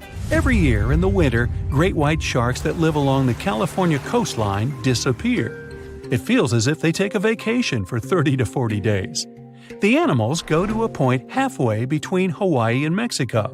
They might do it to get some food, relax, or hang out with their buddies from other areas. The spot is now called the Whale Shark Cafe. Some types of sharks, like makos, whale sharks, or white sharks, breathe in a very specific way. It requires them to swim all the time. They also need to move quickly and with their mouth open. This way, the oxygen can enter and reach their gills. Sea sponges are some of the most primitive animals. They're immobile, don't have a mouth, eyes, bones, brain, heart, lungs, or any other organ whatsoever. And still, they're alive. There's such a thing as a sea unicorn. That's an animal called the narwhal. Its horn is actually a tooth that can grow up to 10 feet long. Manatees, also known as sea cows, are distant relatives of elephants. Their weight can go up to 1,000 pounds. These creatures are vegetarian and need to eat around 10% of their total weight on a daily basis. That's lots of sea salad. In some cases, manatees share space with alligators, but they get along pretty well. You can even find a photo from Florida where an alligator rides a manatee's back. Frogfish have special fins that help these creatures walk along the sand. They're very useful in shallow waters. A ghost pipefish is hard to see, but once you spot it, you're bound to get really surprised. Its head makes up over 40% of its body. Crabs don't feel like wasting time on such formalities as putting foods in their mouth. That's why they taste it with their feet, which is where their taste buds are. Marine iguanas are the only lizards on our planet that like spending time in the ocean, even though they mainly live on land. They're herbivores that feed in shallow waters and swim like snakes. There's something known as the orange cat behavior, and apparently it's not just a meme. So far, scientists have been able to understand that coat color is connected to a feline's gender. And since orange is an X chromosome, orange cats are usually males, like Garfield. The so-called orange cat behavior describes ginger cats as agents of chaos. Again, pretty much like Garfield. However, there haven't been any conclusive studies on whether coat color and cat behavior are truly linked. In terms of vision, mantis shrimps probably have the most psychedelic vision out of all animals. These funny-looking creatures have a whopping 16 varieties of photoreceptors, with 5 of them reserved for the ultraviolet or UV spectrum. Ultraviolet rays are really short wavelengths, which are invisible to humans. The thing science still doesn't understand is how exactly these mantis shrimp view the world around them. Sure, they can perceive a bunch of colors, but they can't necessarily distinguish all of these colors among themselves. It can be that they just see a lot of really vivid, really blurry colors, but we haven't figured out a way to check that out. Now, to say sloths are cute is an understatement. They may be one of the friendliest animals in the jungle, but there's more. If you look closely at their fur coat, you'll notice hints of green. These greeneries are actually tiny little algae that grow alongside sloths. They help sloths to camouflage better in the jungle, but they also nurture them. The little cracks inside a sloth's fur create the perfect environment for algae reproduction, and scientists have found species of algae that don't exist anywhere else in the world. They do get by with a little help from their friends. Deep within the Sahara Desert, you'll find a little creature known as the fennec fox. This huge-eared animal adapted perfectly to survive in its hostile environment. The huge ears help them to dissipate the unbearable heat of the desert, as well as help them to hunt for underground prey. There's a creature somewhere deep in the ocean looking for prey that would make Dracula himself proud. It's been around since before even the dinosaurs walked the earth. It has no bones or jaw, but it doesn't stop this underwater vampire from hunting. The name of this eel-like parasite is the Pacific lamprey. The English monarch loved this fish so much that he defied doctors' orders to stop eating lamprey flesh. He got sick every time he'd have the original gooey fish. But the lack of bones and the fact that this lamprey tastes like slow-cooked beefsteak made the royal fall in love with the fish once and for all. The product of this love was a chill in his aged body, some heavy sweating, and some other scary symptoms, which eventually took his life and interrupted his 35-year reign. The lamprey is way better at surviving, as it lived through at least 4 mass extinctions. Its ancient ancestors evolved over 450 million years ago. There are around 40 living species of lampreys still thriving across the world. The Pacific lamprey is just one of them. These creatures have cartilage instead of bones, and a third eye, which is a special light-sensing organ on the top of their heads. Instead of a regular jaw, they have a sucker mouth surrounded by teeth. It's perfect for latching onto prey and sipping up body fluids like underwater vampires. Once they pick a victim, they suction it, making a seal that's almost impossible to break. Scientists believe the Pacific lampreys don't munch on flesh. Female lampreys lay up to 200,000 eggs in nests that stay in fresh water for 3 to 4 weeks. Once the larvae hatch, they burrow into sediment and stay under the sand for up to a decade. When they hit their teenage years, these miniature Draculas re-emerge and migrate from freshwater all the way to the Pacific Ocean. This journey isn't the easiest, and it takes some changes to its appearance and physiology to adapt to a huge change in salinity.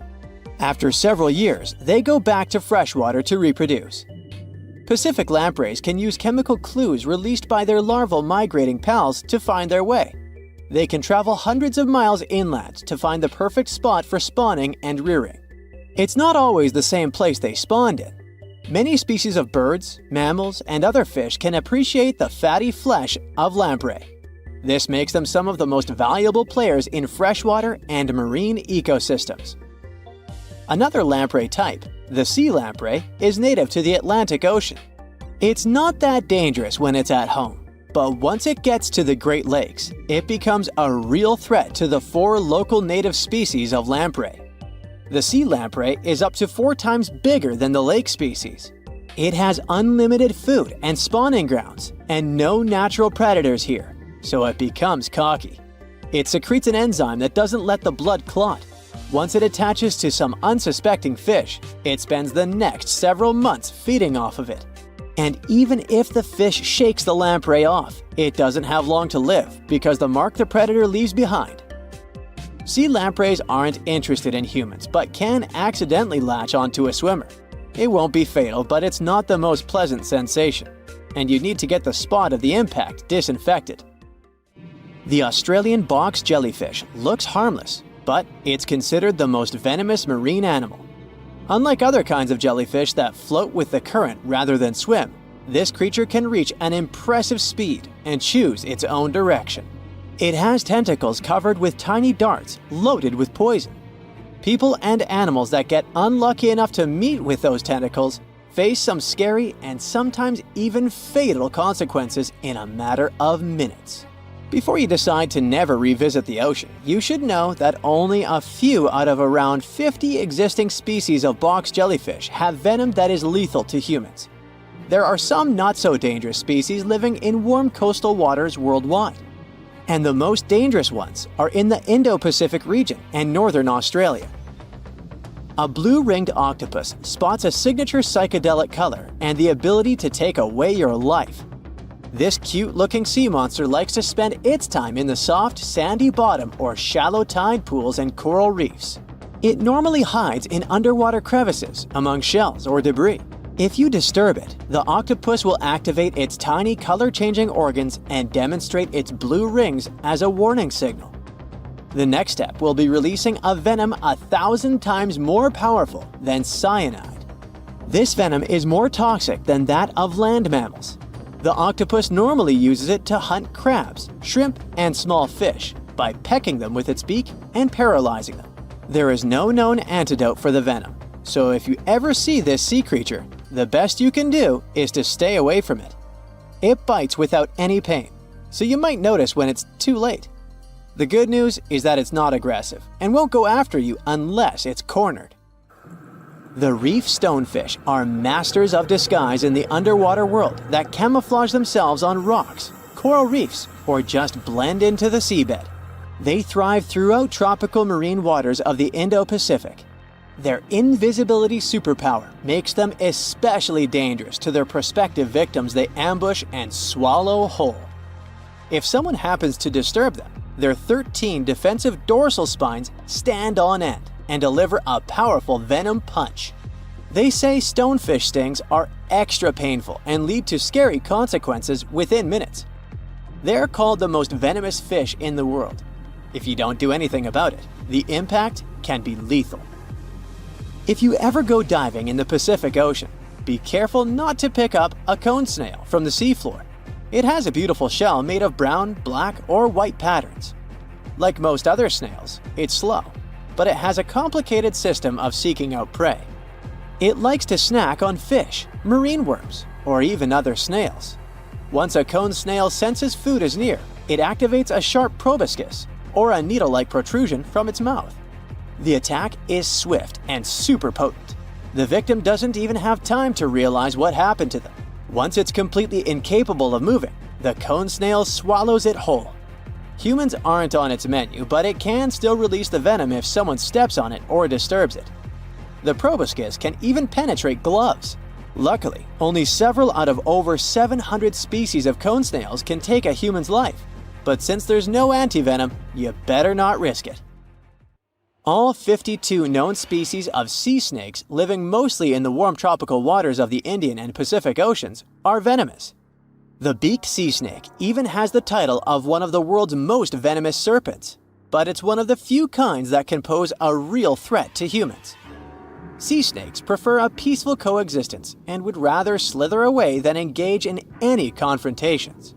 If you ever see them in the water, staying calm and moving slowly will save your life. Sea snake bites, although almost painless at the moment, can have varying degrees of impact. Some may only cause mild symptoms, while others can lead to severe outcomes. Most bite reports come from accidental encounters, like someone freeing them from nets or unsuspecting beachgoers stepping on them. Blue dragons rarely grow larger than the size of a grape. They like to swim belly up, so their brightest blues blend in with the ocean waters. And the silver front faces down and camouflages with the darker seabed. Blue dragons feed on another dangerous sea creature and store up their stinging cells. Their venom lives on even after the fish itself is no longer alive. That's why you should be extra careful and never pick up or step on them on the beach. Lions, dogs, cats, all these mammals sleep in pretty comfortable positions. But not whales. They look like giant floating loaves of bread, which is a scene one diver accidentally came across in the Caribbean Sea. 6 whales were just standing upright with their tails pointed down at a depth of about 65 feet below the surface. Scientists discovered that when sperm whales take a nap, they stay in this position for 10 to 15 minutes. They don't move or breathe. But these creatures spend only 7% of their time asleep, far less than other mammals. Usually, they either rest peacefully in the water or relax, slowly swimming next to other marine animals. When they're moving and sleeping at the same time, they're actually taking a nap. These animals can't go too deep and need to stay close to the surface. Great white sharks sleep and hunt at greater depths, which means one less thing to worry about when taking a quick nap. Plus, it gets pretty cold the deeper you go, and whales need warmer environments that can help them maintain the temperature of their large bodies. When alone, dolphins enter a stage of deep sleep. It usually happens at night and lasts for only a few hours at a time. While sleeping, the animal floats at the surface. It shuts down half of its brain, I can relate, together with the opposite eye. The other half is at a low alert level, awake and ready to react if some unwanted visitor comes closer. The part of the brain that is awake also sends signals when it's time to go up to the surface to take a breath of fresh air. Marine mammals have the blowhole. That's a flap of skin they can open and close whenever they want. People breathe automatically. Your body knows what it needs to do even when you're sleeping. But whales and dolphins have a voluntary breathing system. It means they need to consciously go to the surface to get some air. And one part of their brain needs to always be awake to inform the animal it's time to go up.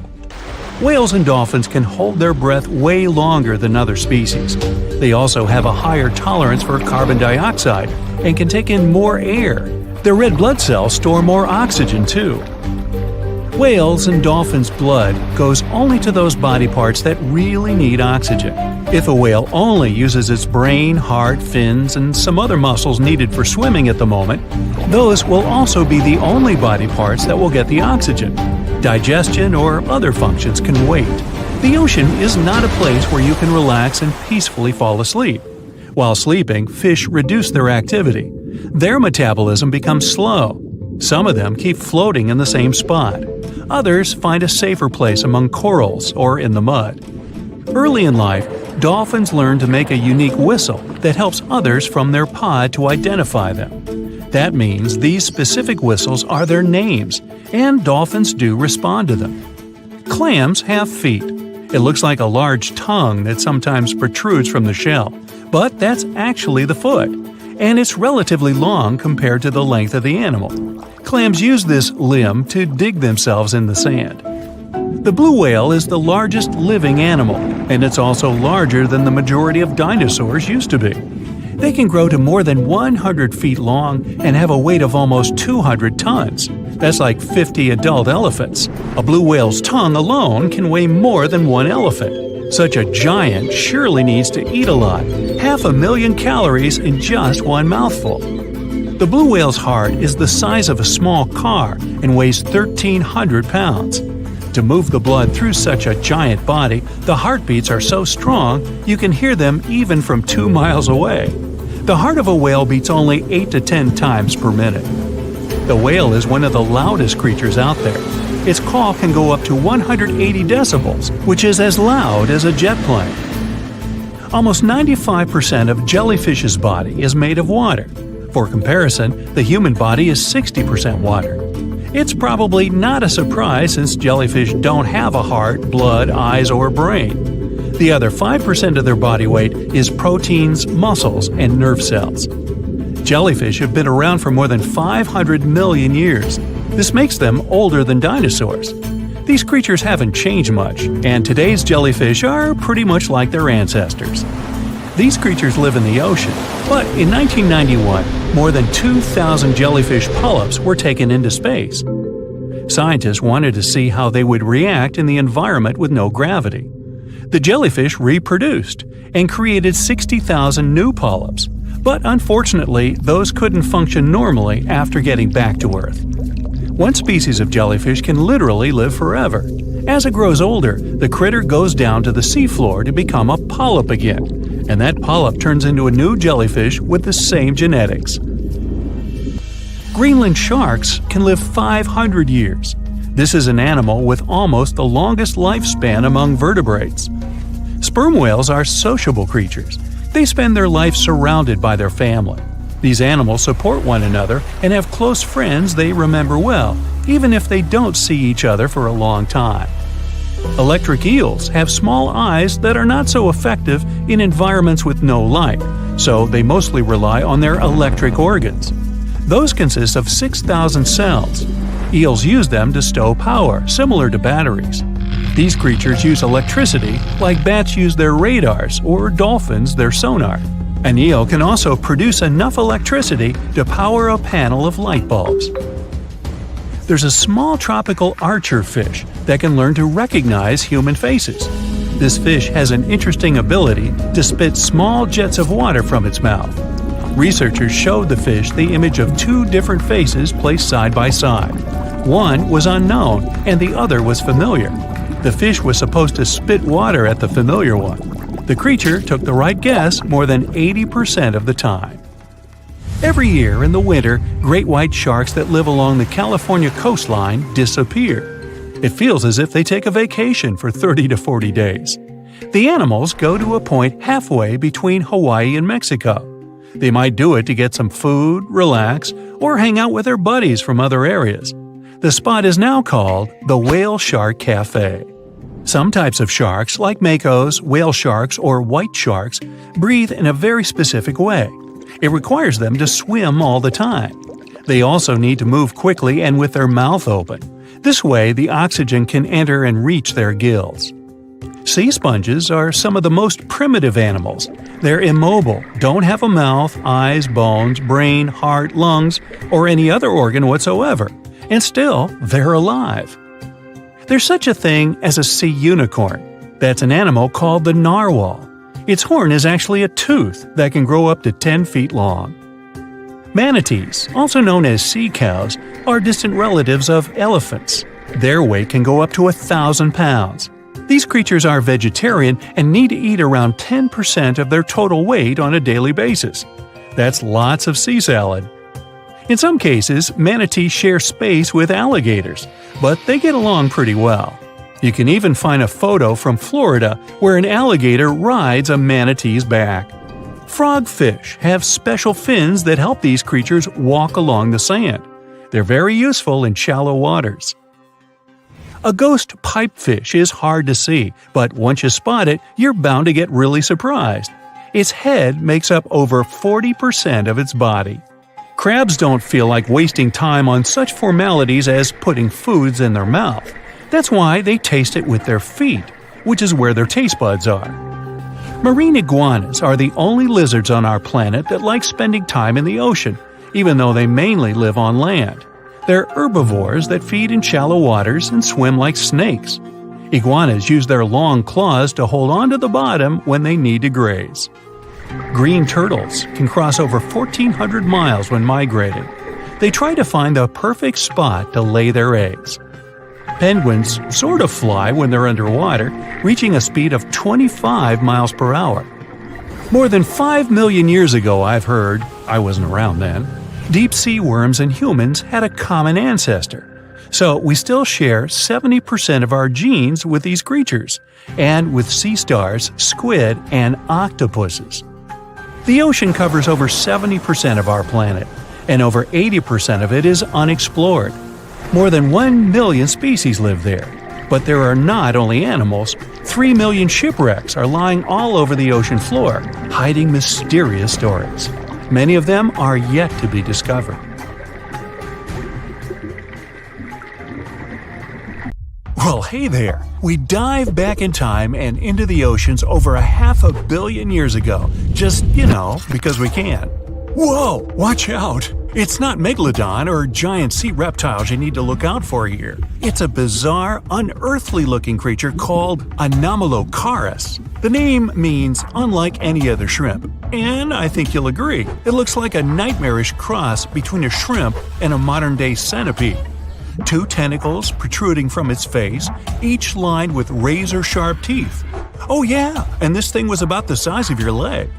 With a wave-like movement of the flaps on each side of its body, it was graceful for a terrifying creature. It was also more advanced than any other life on this planet at the time. Especially those huge eyes.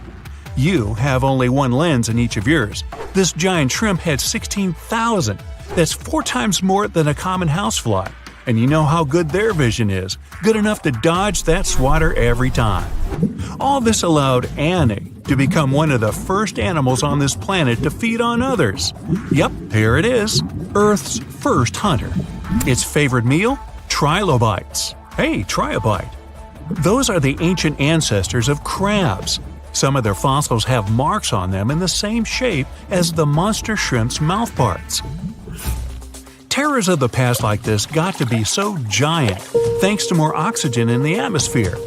A perfect example of this, Meganeuropsis.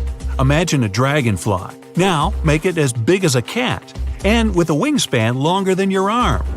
Megan, the monster-sized dragonfly, could easily grab other insects or even small animals, and she ruled the air with quick movements.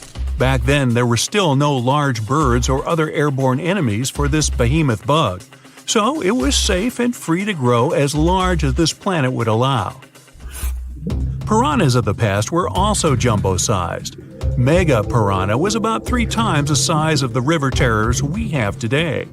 Its bite force was about the same as a tiger's, and those striped kitties bite down 2 times harder than lions.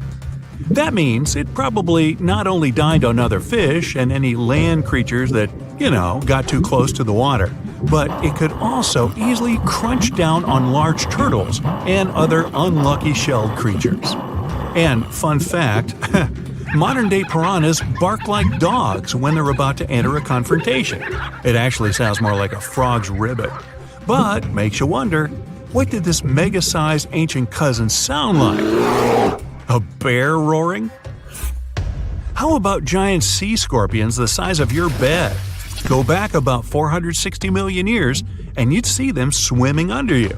And watch out for that tail. Scientists still don't know if these creatures could use it to inject venom like your standard land scorpion. But something tells me I wouldn't want that thing anywhere near me. Then there's this guy, Therizinosaurus. Terry looks sort of like a goose with long arms. Oh, and did I mention this goose dino is about 2 stories tall and longer than a bus? Yow! Its arms make the T-Rexes look even more bite-sized, each 8 feet long, almost triple the length of T-Rexes. And on the end, razor-sharp claws the size of your whole arm. Now, don't worry about those lengthy claws too much, though. Terry probably used them to cut through giant termite nests. So, this huge reptilian goose was more interested in eating bugs and plants. Another mega monster for you, Megatherium. The giant ground sloth could look a giraffe straight in the eye and weighed as much as a hippo. It moved mainly on its hind legs and used its massive tail as support. He had huge paws with colossal knife-sized claws. The sloth could use them to defend itself from enemies and to bend tree branches in search of food. But the biggest danger to the giant ground sloth wasn't dinosaurs or saber-toothed tigers. It was our own species. Yep, humans showed up just in time to meet this fellow and to, eat him up. Titanoboa was a terrifying 50-foot snake. as long as the great megalodon itself.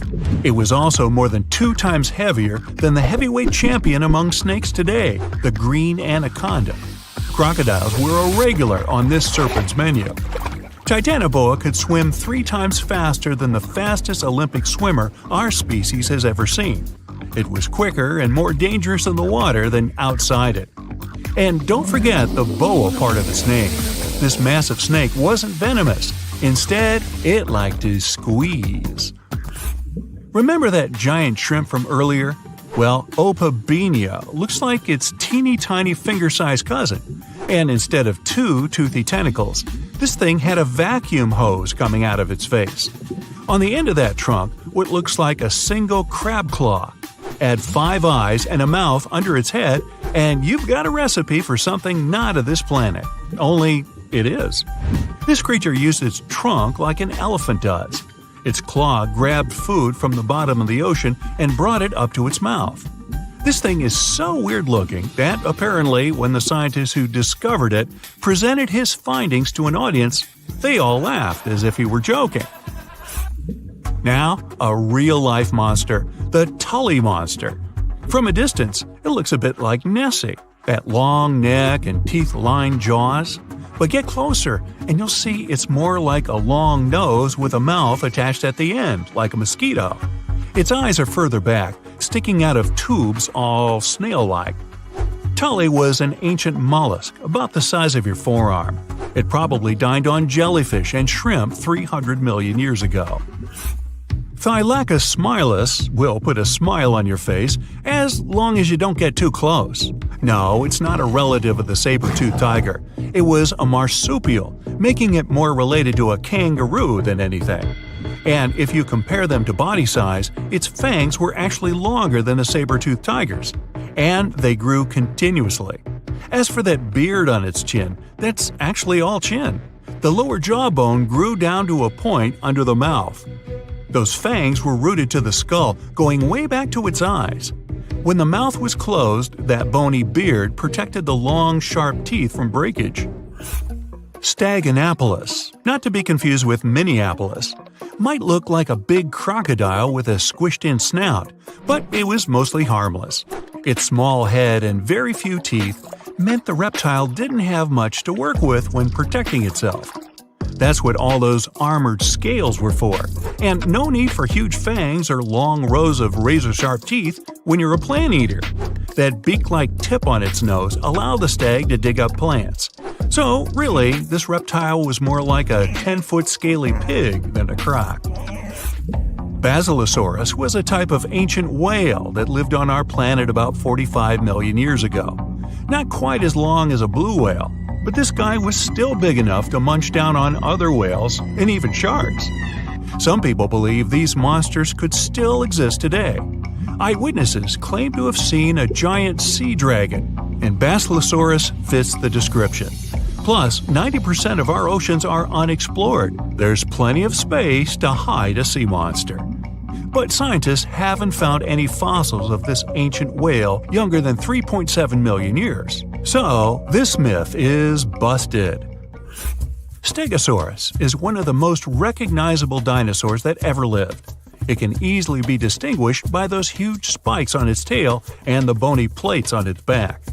It was twice as long as a giraffe and nearly 5 times heavier. But compared to its body size, it had the world's smallest brain. It was no larger than a dog's. Pelagornis had the largest wingspan of any bird ever discovered. It was twice the size of the largest bird today, the wandering albatross. Such huge wings made it hard for the bird to take off. It could only do so by jumping off cliffs. And when it finally spread its wings, this giant could only go about 40 miles per hour. The fastest bird today can reach speeds 5 times that. So you're swimming 2 miles down at the bottom of the ocean. Don't ask me how, just play along. It's cold and the pressure is intense. No fish in sight. Then you notice a green shiny thing. It's a cookie cutter shark. Its neck glows in the dark to attract fish and other delicious treats. The shark doesn't look like much. It's small, about the size of a cat. It has brown skin and large green eyes. But looks can be deceiving. Every night, this creature rises to the surface and goes after great white sharks, whales, even swordfish. If you look closely, you'll see a round mouth with a bunch of sharp teeth in it. They don't just bite, they work kind of like a saw. This one's called a cookie cutter shark because when it sees something delicious, it takes a cookie-shaped bite out of it. These sharks have even been known to disable submarines. Wonder what flavor they are. Our next shark is about the length of a car. Only about 100 of these sharks have ever been seen, but if you met one, you'd never forget it. It has a big mouth, a huge mouth, a mega mouth, like me. It's the mega mouth shark. You could easily fit in it if you curled yourself up. They're not dangerous though, not to humans. They feed by swimming around with their mouths open, filtering out plankton and other underwater goodies. The shark has special organs in its mouth that glow, attracting little crustaceans. It swims deep in the ocean in total darkness. Probably has a great smile though. Thresher sharks also have a huge body part, the tail. It's almost half the length of the shark itself, and it looks like a helicopter blade. It's one of the few animals that hunts using its tail. The shark sneaks up on a school of fish and starts to shake its moneymaker. This freaks out some of the fish, which is exactly the plan. In a pinch, it can also use its tail to defend itself. The best thing about this shark, it doesn't attack people. The angel shark. There are quite a few types of angel shark out there, but they're more shark than angel. They're flat like stingrays, and their skin is covered with patterns that help them blend in with the seafloor. Because of this disguise, divers sometimes accidentally touch them, which isn't the best idea. They're fast and have powerful jaws. Still, they prefer the taste of small fish to you. The horn shark has two ridges that look like horns right above its eyes. It's definitely the grandpa of the shark world. Not aggressive, swims pretty slowly, and is up late almost every night. Its two favorite meals, sea urchins and crustaceans. It moves its fin on the seafloor almost as if it had paws. But don't underestimate this guy. It has one of the strongest bites of any shark. It needs those strong teeth to crush the shells of its late-night meals. And if something tries to attack it, watch out. Horn sharks have sharp spikes on their fins. The award for the ugliest shark goes to the goblin shark, and it's not even close. From the outside, it already looks kinda weird and is about the size of a pink underwater motorbike. It has a long tail and a seriously long nose. It lives way down in the depths of the ocean and loves to eat squid. It's not as fast as its relatives, but it's way more sneaky. It has a secret squid catching technique which is totally wild. The shark swims behind the squid. It's catching up, getting closer and closer, but the squid isn't slowing down, no way. It looks like the poor goblin shark won't have any lunch today. Then it opens its mouth. Its jaw is attached to folds of skin that mean it can literally throw its jaw out of its mouth. And it's a shark, so those teeth are sharp. That extra reach helps it grab its lunch, and when the meal's over, it pops its jaw back in its mouth.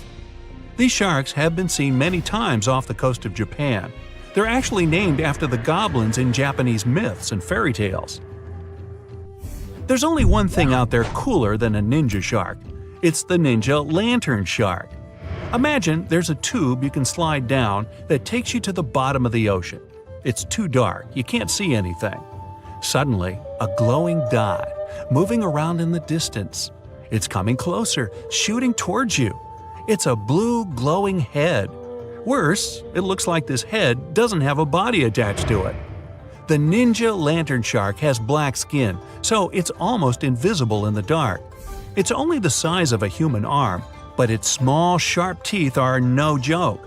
No one really knows why this shark glows. Maybe to attract tasty fish? Another theory out there is that it uses this light to communicate with its friends. It has friends? The hammerhead shark. These ferocious sharks can weigh up to half a ton. They live in tropical waters all over the world, and they're one of the most recognizable sharks out there. Their eyes really are located on the sides of their hammerhead. This means they can see in almost all directions.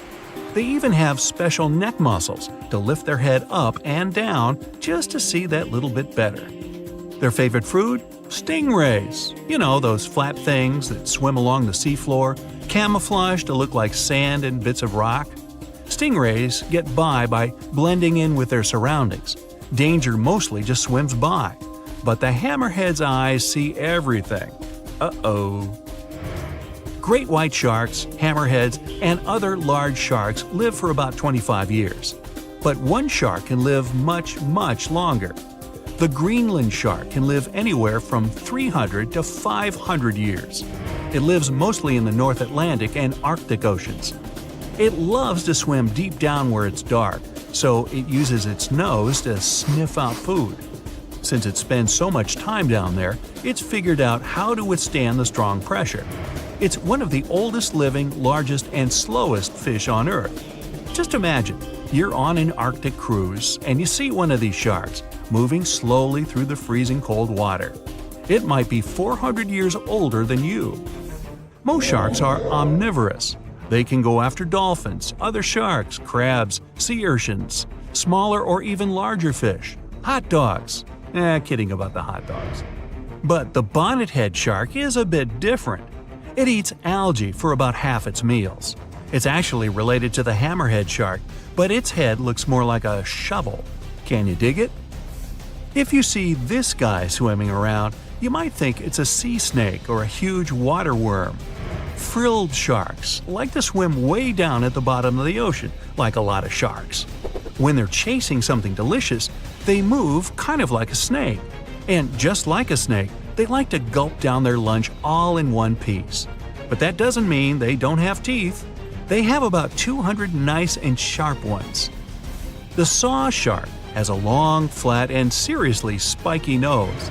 Those teeth on its nose never stop growing. Each tooth is equipped with electric receptors to help the saw shark feel around for nearby fish, like a ship's radar. When dinner's nearby, the shark swims up and strikes with its nose, waving it around like a knight showing off his skills. Meanwhile, you won't have time to blink if this guy floats past. Did you see it? How about now? Meet the fastest shark in the world, the short-fin mako shark. It can swim up to 35 miles per hour. That doesn't seem that quick on land, but underwater, that's fast. Slower than a cheetah, but faster than most dogs. It's warm-blooded, which is super rare for a shark. That helps it swim to cold and distant places where an ordinary shark simply wouldn't survive.